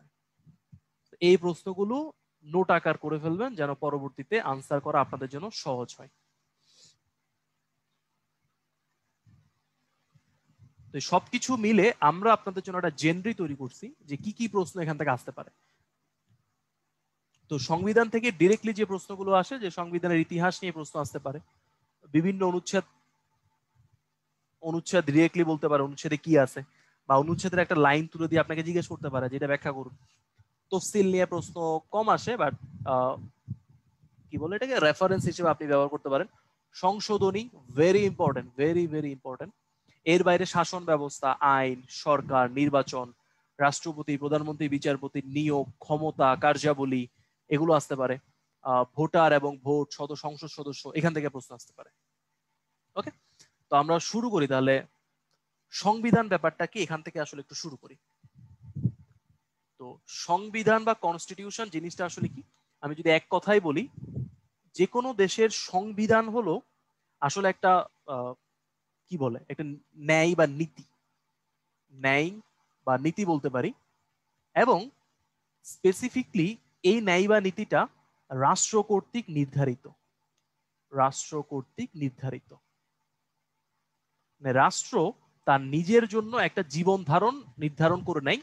এই জীবন ধারণটাই আসলে কিভাবে রিফ্লেক্ট করে, সংবিধানের মাধ্যমে। তাহলে সংবিধানের ডেফিনেশন হিসেবে বলতে পারেন যে রাষ্ট্র কর্তৃক নির্ধারিত জীবন ধারণ, রাষ্ট্র কর্তৃক নির্ধারিত, নির্ধারিত বা নির্বাচিত, নির্বাচিত জীবন ধারণকে আমরা সংবিধান বলতে পারি। তাহলে রাষ্ট্র নিজেই ঠিক করে নিবে তার নীতি কেমন হবে, তার মৌলিক অধিকার কেমন কিভাবে পালন করা হবে, তার জনগণ কি কি অধিকার পাবে, বা জনগণের দায়িত্ব কি কি হবে, তার সংসদ কিভাবে গঠন করা হবে, তার রাজনীতি কিভাবে পরিচালিত হবে, এই সব কিছু মিলে আসলে আমরা কি বলি, একটা সংবিধান গঠন করা হয়। এবং এই সংবিধান হলো আসলে কিছু আইনের সমষ্টি। তাহলে সংবিধানকে আবার কি বলতে পারি, কিছু আইনের সমষ্টিও বলতে পারি, আইনের সমষ্টি।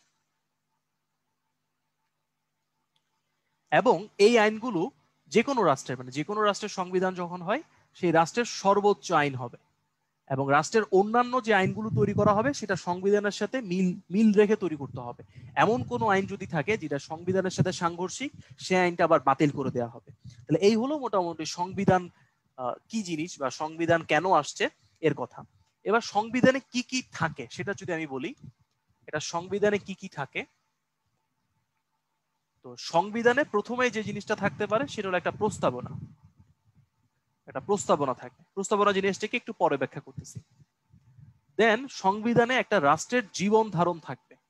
এখন এই জীবন ধারণটা কিভাবে থাকবে, এটা কিছু ভাগের মাধ্যমে থাকতে পারে, কিছু অনুচ্ছেদের মাধ্যমে থাকতে পারে, এবং কিছু তফসিলের মাধ্যমে থাকতে পারে। ঠিক আছে। আর যখন সংবিধানের কোনো পরিবর্তন হয় সেগুলোকে আমরা বলি সংবিধানের সংশোধনী। আচ্ছা, এবার একটু ডিটেলস আলোচনা করি। যেমন সংবিধানের যে প্রস্তাবনা, এই প্রস্তাবনাটা আসলে একটা ফিলোসফি, মানে সংবিধানের দর্শন আপনি এটাকে বলতে পারেন। তাহলে যে কোনো সংবিধানের দর্শনই আসলে সংবিধানের প্রস্তাবনা বা ফিলোসফি। সংবিধানের দর্শন বা ফিলোসফিকে আমরা বলবো প্রস্তাবনা। এখন এই প্রস্তাবনাকে আইন হিসেবে বলা যাবে না, কিন্তু এই প্রস্তাবনাটাকে সংবিধানকে ব্যাখ্যা করার জন্য কাজে লাগে। তাহলে প্রস্তাবনার কাজ কি, সংবিধানকে ব্যাখ্যা করা। আচ্ছা, দেন এই যে ভাগ এবং অনুচ্ছেদ গুলো থাকে, এগুলো হলো আইন প্রণয়নের ভিত্তি, আইন প্রণয়নের ভিত্তি।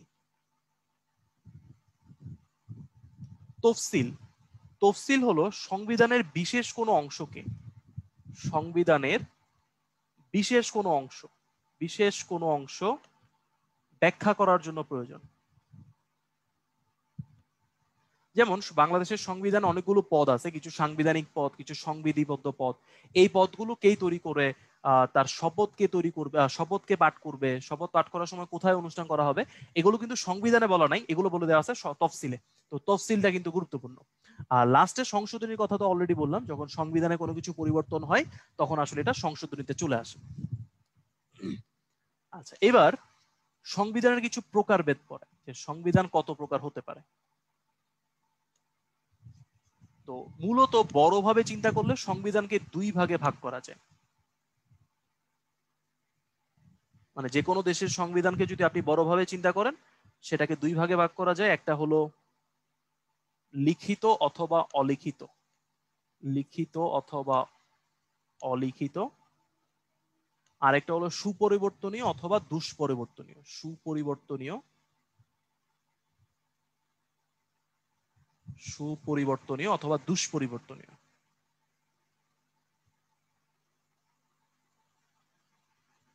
এবার আমি একটু ছোট করে ব্যাখ্যা দেই। লিখিত এবং অলিখিত এর অর্থ এমন না, মানে লিখিত সংবিধান তো ডেফিনেটলি একটা রিটেন সংবিধান, অলিখিত সংবিধান মানে এমন কিন্তু না যে তার কোনো কিছু লিখিত নাই।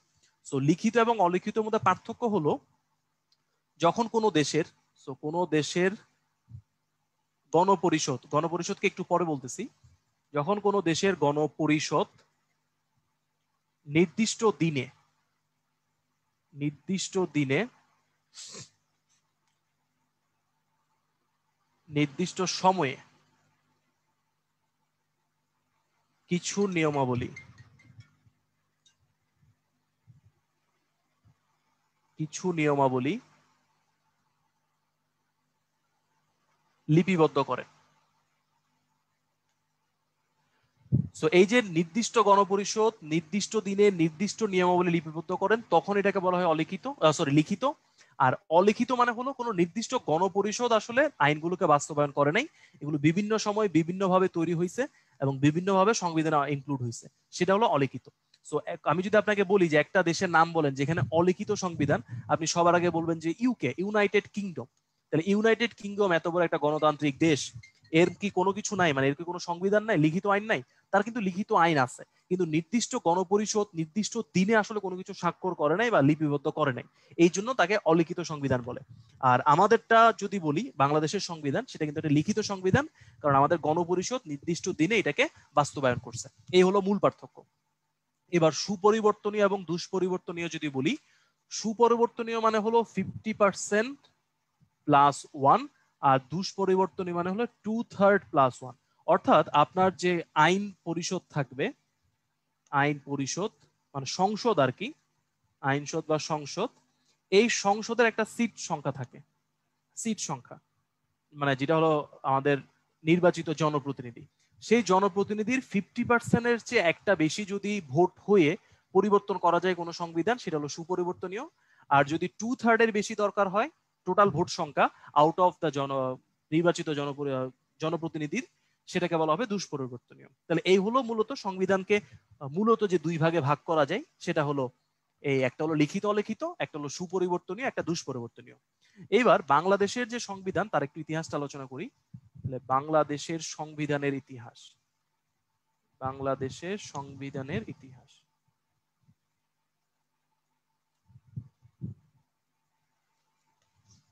সো বাংলাদেশের আগে যদি আমি পাকিস্তানের কথা বলি, সেখানে অনেক কথা বলতে হবে, সো আমি পাকিস্তানের অংশটা একটু অফ রাখতেছি। আমি জাস্ট বাংলাদেশের সংবিধানের কথাটাই যদি বলি, তাহলে বাংলাদেশের সংবিধানের ক্ষেত্রে আপনার যে মানে যে নামগুলো মনে রাখতে হবে, একটা হলো দ্য প্রোক্লেমেশন অফ ইন্ডিপেন্ডেন্স, এই নামটা জানতে হবে।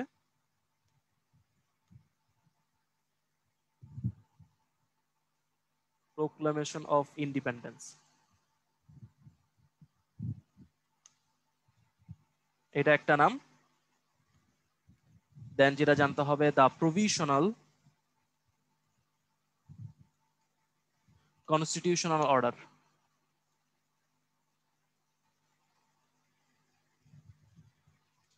এই দুইটা এই দুইটা নাম আপনাকে জানতে হবে, যার মধ্যে এই দ্য প্রোক্লামেশন অফ ইন্ডিপেন্ডেন্স, এটা হলো সেই 26শে মার্চ, 26 মার্চ জাতির জনক বঙ্গবন্ধু যেটা ঘোষণা করেছেন, সেটাই হলো প্রোক্লামেশন অফ ইন্ডিপেন্ডেন্স। এবং চেষ্টা করবেন এটা একেবারে মুখস্থ করে ফেলতে, যে ইহাই হয়তো আমার শেষ বার্তা, আজ হতে বাংলাদেশ স্বাধীন, এই কথাটাকে বলা হয় প্রোক্লামেশন অফ ইন্ডিপেন্ডেন্স। আর প্রভিশনাল কনস্টিটিউশনাল অর্ডার যেটা, এটা হলো 11ই জানুয়ারি জাতির জনক, 11ই জানুয়ারি জাতির 72-তে জাতির জনক যেটা অর্ডার করা হয়। এবার এই দুইটা হলো ভাইটাল। এখন এই দুইটাকে ব্যাখ্যা করার জন্য আমি স্পেসিফিকলি কিছু অর্ডার আপনাদেরকে শিখাবো। একটা হলো 26শে মার্চ, 26শে মার্চ, 26শে মার্চ এটা হলো বাংলাদেশের প্রথম সংবিধান, কারণ 26শে মার্চ বাংলাদেশকে কি করা হয়েছে, স্বাধীন ঘোষণা করা হয়েছে। ওকে, এটা কত তারিখ পর্যন্ত অ্যাক্টিভ ছিল? এটা হলো 10 এপ্রিল পর্যন্ত অ্যাক্টিভ ছিল, 10 এপ্রিল। ঠিক আছে, তাহলে এটা হলো স্বাধীনতার ঘোষণা, স্বাধীনতার ঘোষণা। আর 10 এপ্রিল যেটা দেওয়া হয়েছে সেটা হলো দ্বিতীয় সংবিধান, এটাকে আমরা কি বলবো? স্বাধীনতার ঘোষণাপত্র। তাহলে দুইটা পেলাম। প্রথমটা হলো 26শে মার্চ, যেটা জাতির জনক বঙ্গবন্ধু শেখ মুজিবুর রহমান জারি করেছিলেন এবং সেখানে বলা ছিল আজ থেকে বাংলাদেশ স্বাধীন। আর 10ই এপ্রিল যেটা ছিল সেটা হলো মুজিবনগর সরকার জারি করেছিলেন, এটা হলো স্বাধীনতার ঘোষণাপত্র। এটা হলো বাংলাদেশের দ্বিতীয় সংবিধান, কারণ এখানে ঘোষণাপত্রে স্পেসিফিকলি বলা ছিল বাংলাদেশের রাষ্ট্র কেমন হবে, রাষ্ট্র ব্যবস্থা কেমন হবে, সরকার কিভাবে গঠন করা যাবে এবং জনগণের অধিকারগুলো কি কি থাকবে। এই হলো ঘটনা। এবার 10ই এপ্রিলের পরে, এটা তো 71-এর ঘটনা বলতেছিলাম, 10 এপ্রিলের পরে আমরা 72-তে চলে আসি। 72-তে কি হয়েছে? 8ই জানুয়ারি আমাদের জাতির জনক মুক্তি পায়, জাতির জনকের মুক্তি। 10ই জানুয়ারি উনি কি করেন? দেশে ফিরে আসেন, দেশে প্রত্যাবর্তন।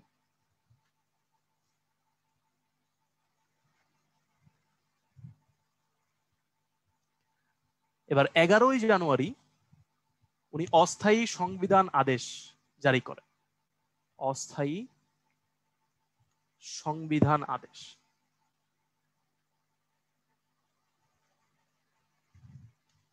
তাহলে দেখেন, প্রথম সংবিধান পাইছিলাম কত? 26শে মার্চ। দ্বিতীয় সংবিধান পাইছি 10ই এপ্রিল। তৃতীয় সংবিধান কয় তারিখ পেলাম? 11ই জানুয়ারি। এই 11ই জানুয়ারি অস্থায়ী সংবিধান আদেশ তৈরি করেন বা আদেশ জারি করেন। তার মানে হলো সংবিধান তৈরি করার জন্য একটা গণপরিষদ তৈরি করতে হবে। তারপর গণপরিষদ তৈরি হলো, সেই গণপরিষদকে 23শে মার্চ নতুন আদেশ দেন। এটা হলো বাংলাদেশের চতুর্থ সংবিধান এবং এটার নাম ছিল constitution assembly order of Bangladesh. মানে একটা গণপরিষদ বাংলাদেশের সংবিধান রচনা করবে, এই আদেশটা দেওয়া হয় হলো 23শে মার্চ। তাহলে আলটিমেটলি আমরা 4টা সংবিধানের নাম বলছি। প্রথম সংবিধান 26শে মার্চ, দ্বিতীয় সংবিধান 10ই এপ্রিল, তৃতীয় সংবিধান 11ই জানুয়ারি এবং 23শে মার্চ হলো চতুর্থ সংবিধান, যেটাকে বলে অস্থায়ী গণপরিষদ অধ্যাদেশ। অস্থায়ী গণপরিষদ অধ্যাদেশ, এই হলো 4টা সংবিধান। আর ফাইনালি গিয়ে আমরা কয় তারিখ পাই? 16ই ডিসেম্বর 1972, দুঃখিত 1972 আমাদের বর্তমান যে সংবিধানটা, সেই সংবিধানটা কার্যকর হয়। এটা হলো আমাদের পঞ্চম সংবিধান। এর আগে কিন্তু 4টা সংবিধান আমরা পাইছিলাম। আচ্ছা, এরপর এখানে আপনাদের আর কি কি জানতে হবে? যে এই যে গণপরিষদটা ছিল, সেই গণপরিষদের সদস্য কতজন ছিল এটা আপনাকে জানতে হবে। তো এই গণপরিষদের সদস্য ছিল 403 জন। এরপর প্রিলিতে আপনারা কিছু স্পেসিফিকলি ডাটা শিখে আসছেন যে 403 জনের মধ্যে একমাত্র মহিলা সদস্য কে ছিলেন, বিরোধী দলীয় সদস্য কে ছিলেন, এগুলো চাইলে আপনারা লিখে রাখতে পারেন। আর সংবিধান কমিটির কথাটা একটু আলোচনা করতে পারেন। সংবিধান যে কমিটি, সেই সংবিধান কমিটিতে ছিলেন 34 জন। এগুলো প্রিলির ইনফরমেশন, এগুলো আমি আলাদাভাবে বলতে যাচ্ছি না। বা তারা কয়টা অধিবেশন করেন, কত তারিখ কার্যকর হয়, সংবিধান দিবস কবে, এগুলো এখানে কিন্তু মনে রাখতে হবে বা এগুলো লিখার সময় আপনাদের লিখতে হবে আর কি। ঠিক আছে? ওকে, এবার বাংলাদেশের সংবিধানের কিছু বৈশিষ্ট্য আমি বলি। বাংলাদেশের সংবিধান,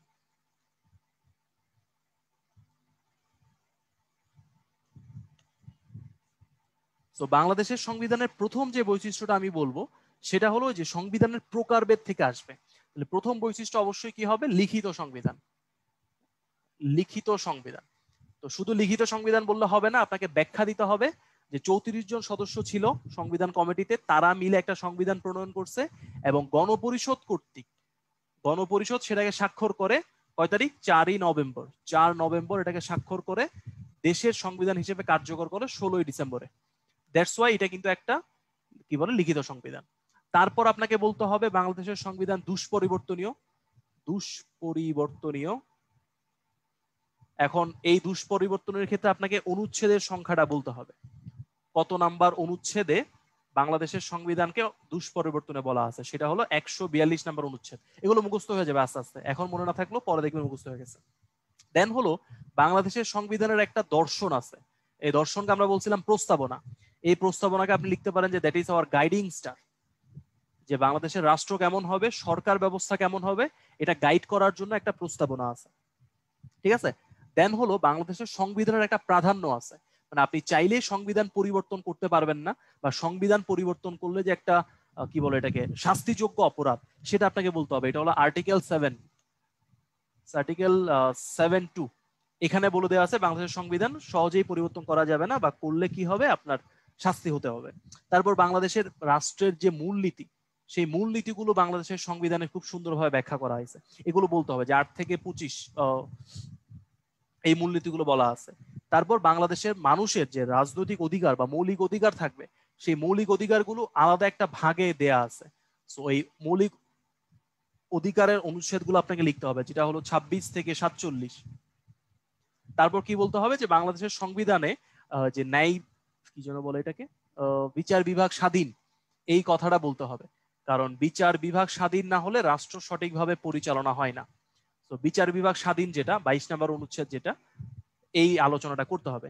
তারপর আপনি বাংলাদেশের কিছু সংবিধানের অলংকার আছে, যেমন হলো ন্যায়পাল, এটা বাংলাদেশের সংবিধানের একটা অলংকার। এই ন্যায়পালের কথা বলতে পারেন।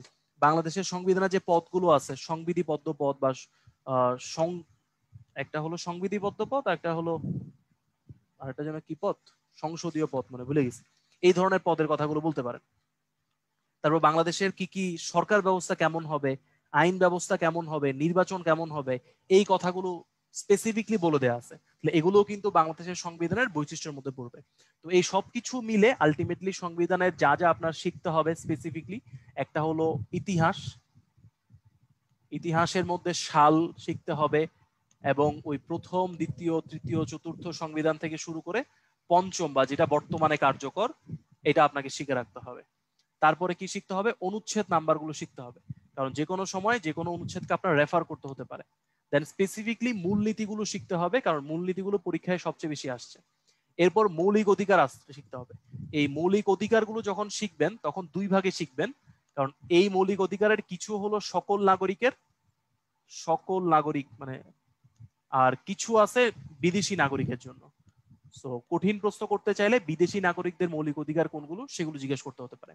দেন হলো আইন, শাসন এবং বিচার ব্যবস্থা সম্পর্কে আলাদাভাবে শিখবেন, কারণ এগুলো সংবিধানেও আছে, এগুলো সম্পর্কে আলাদা চ্যাপ্টারও আছে।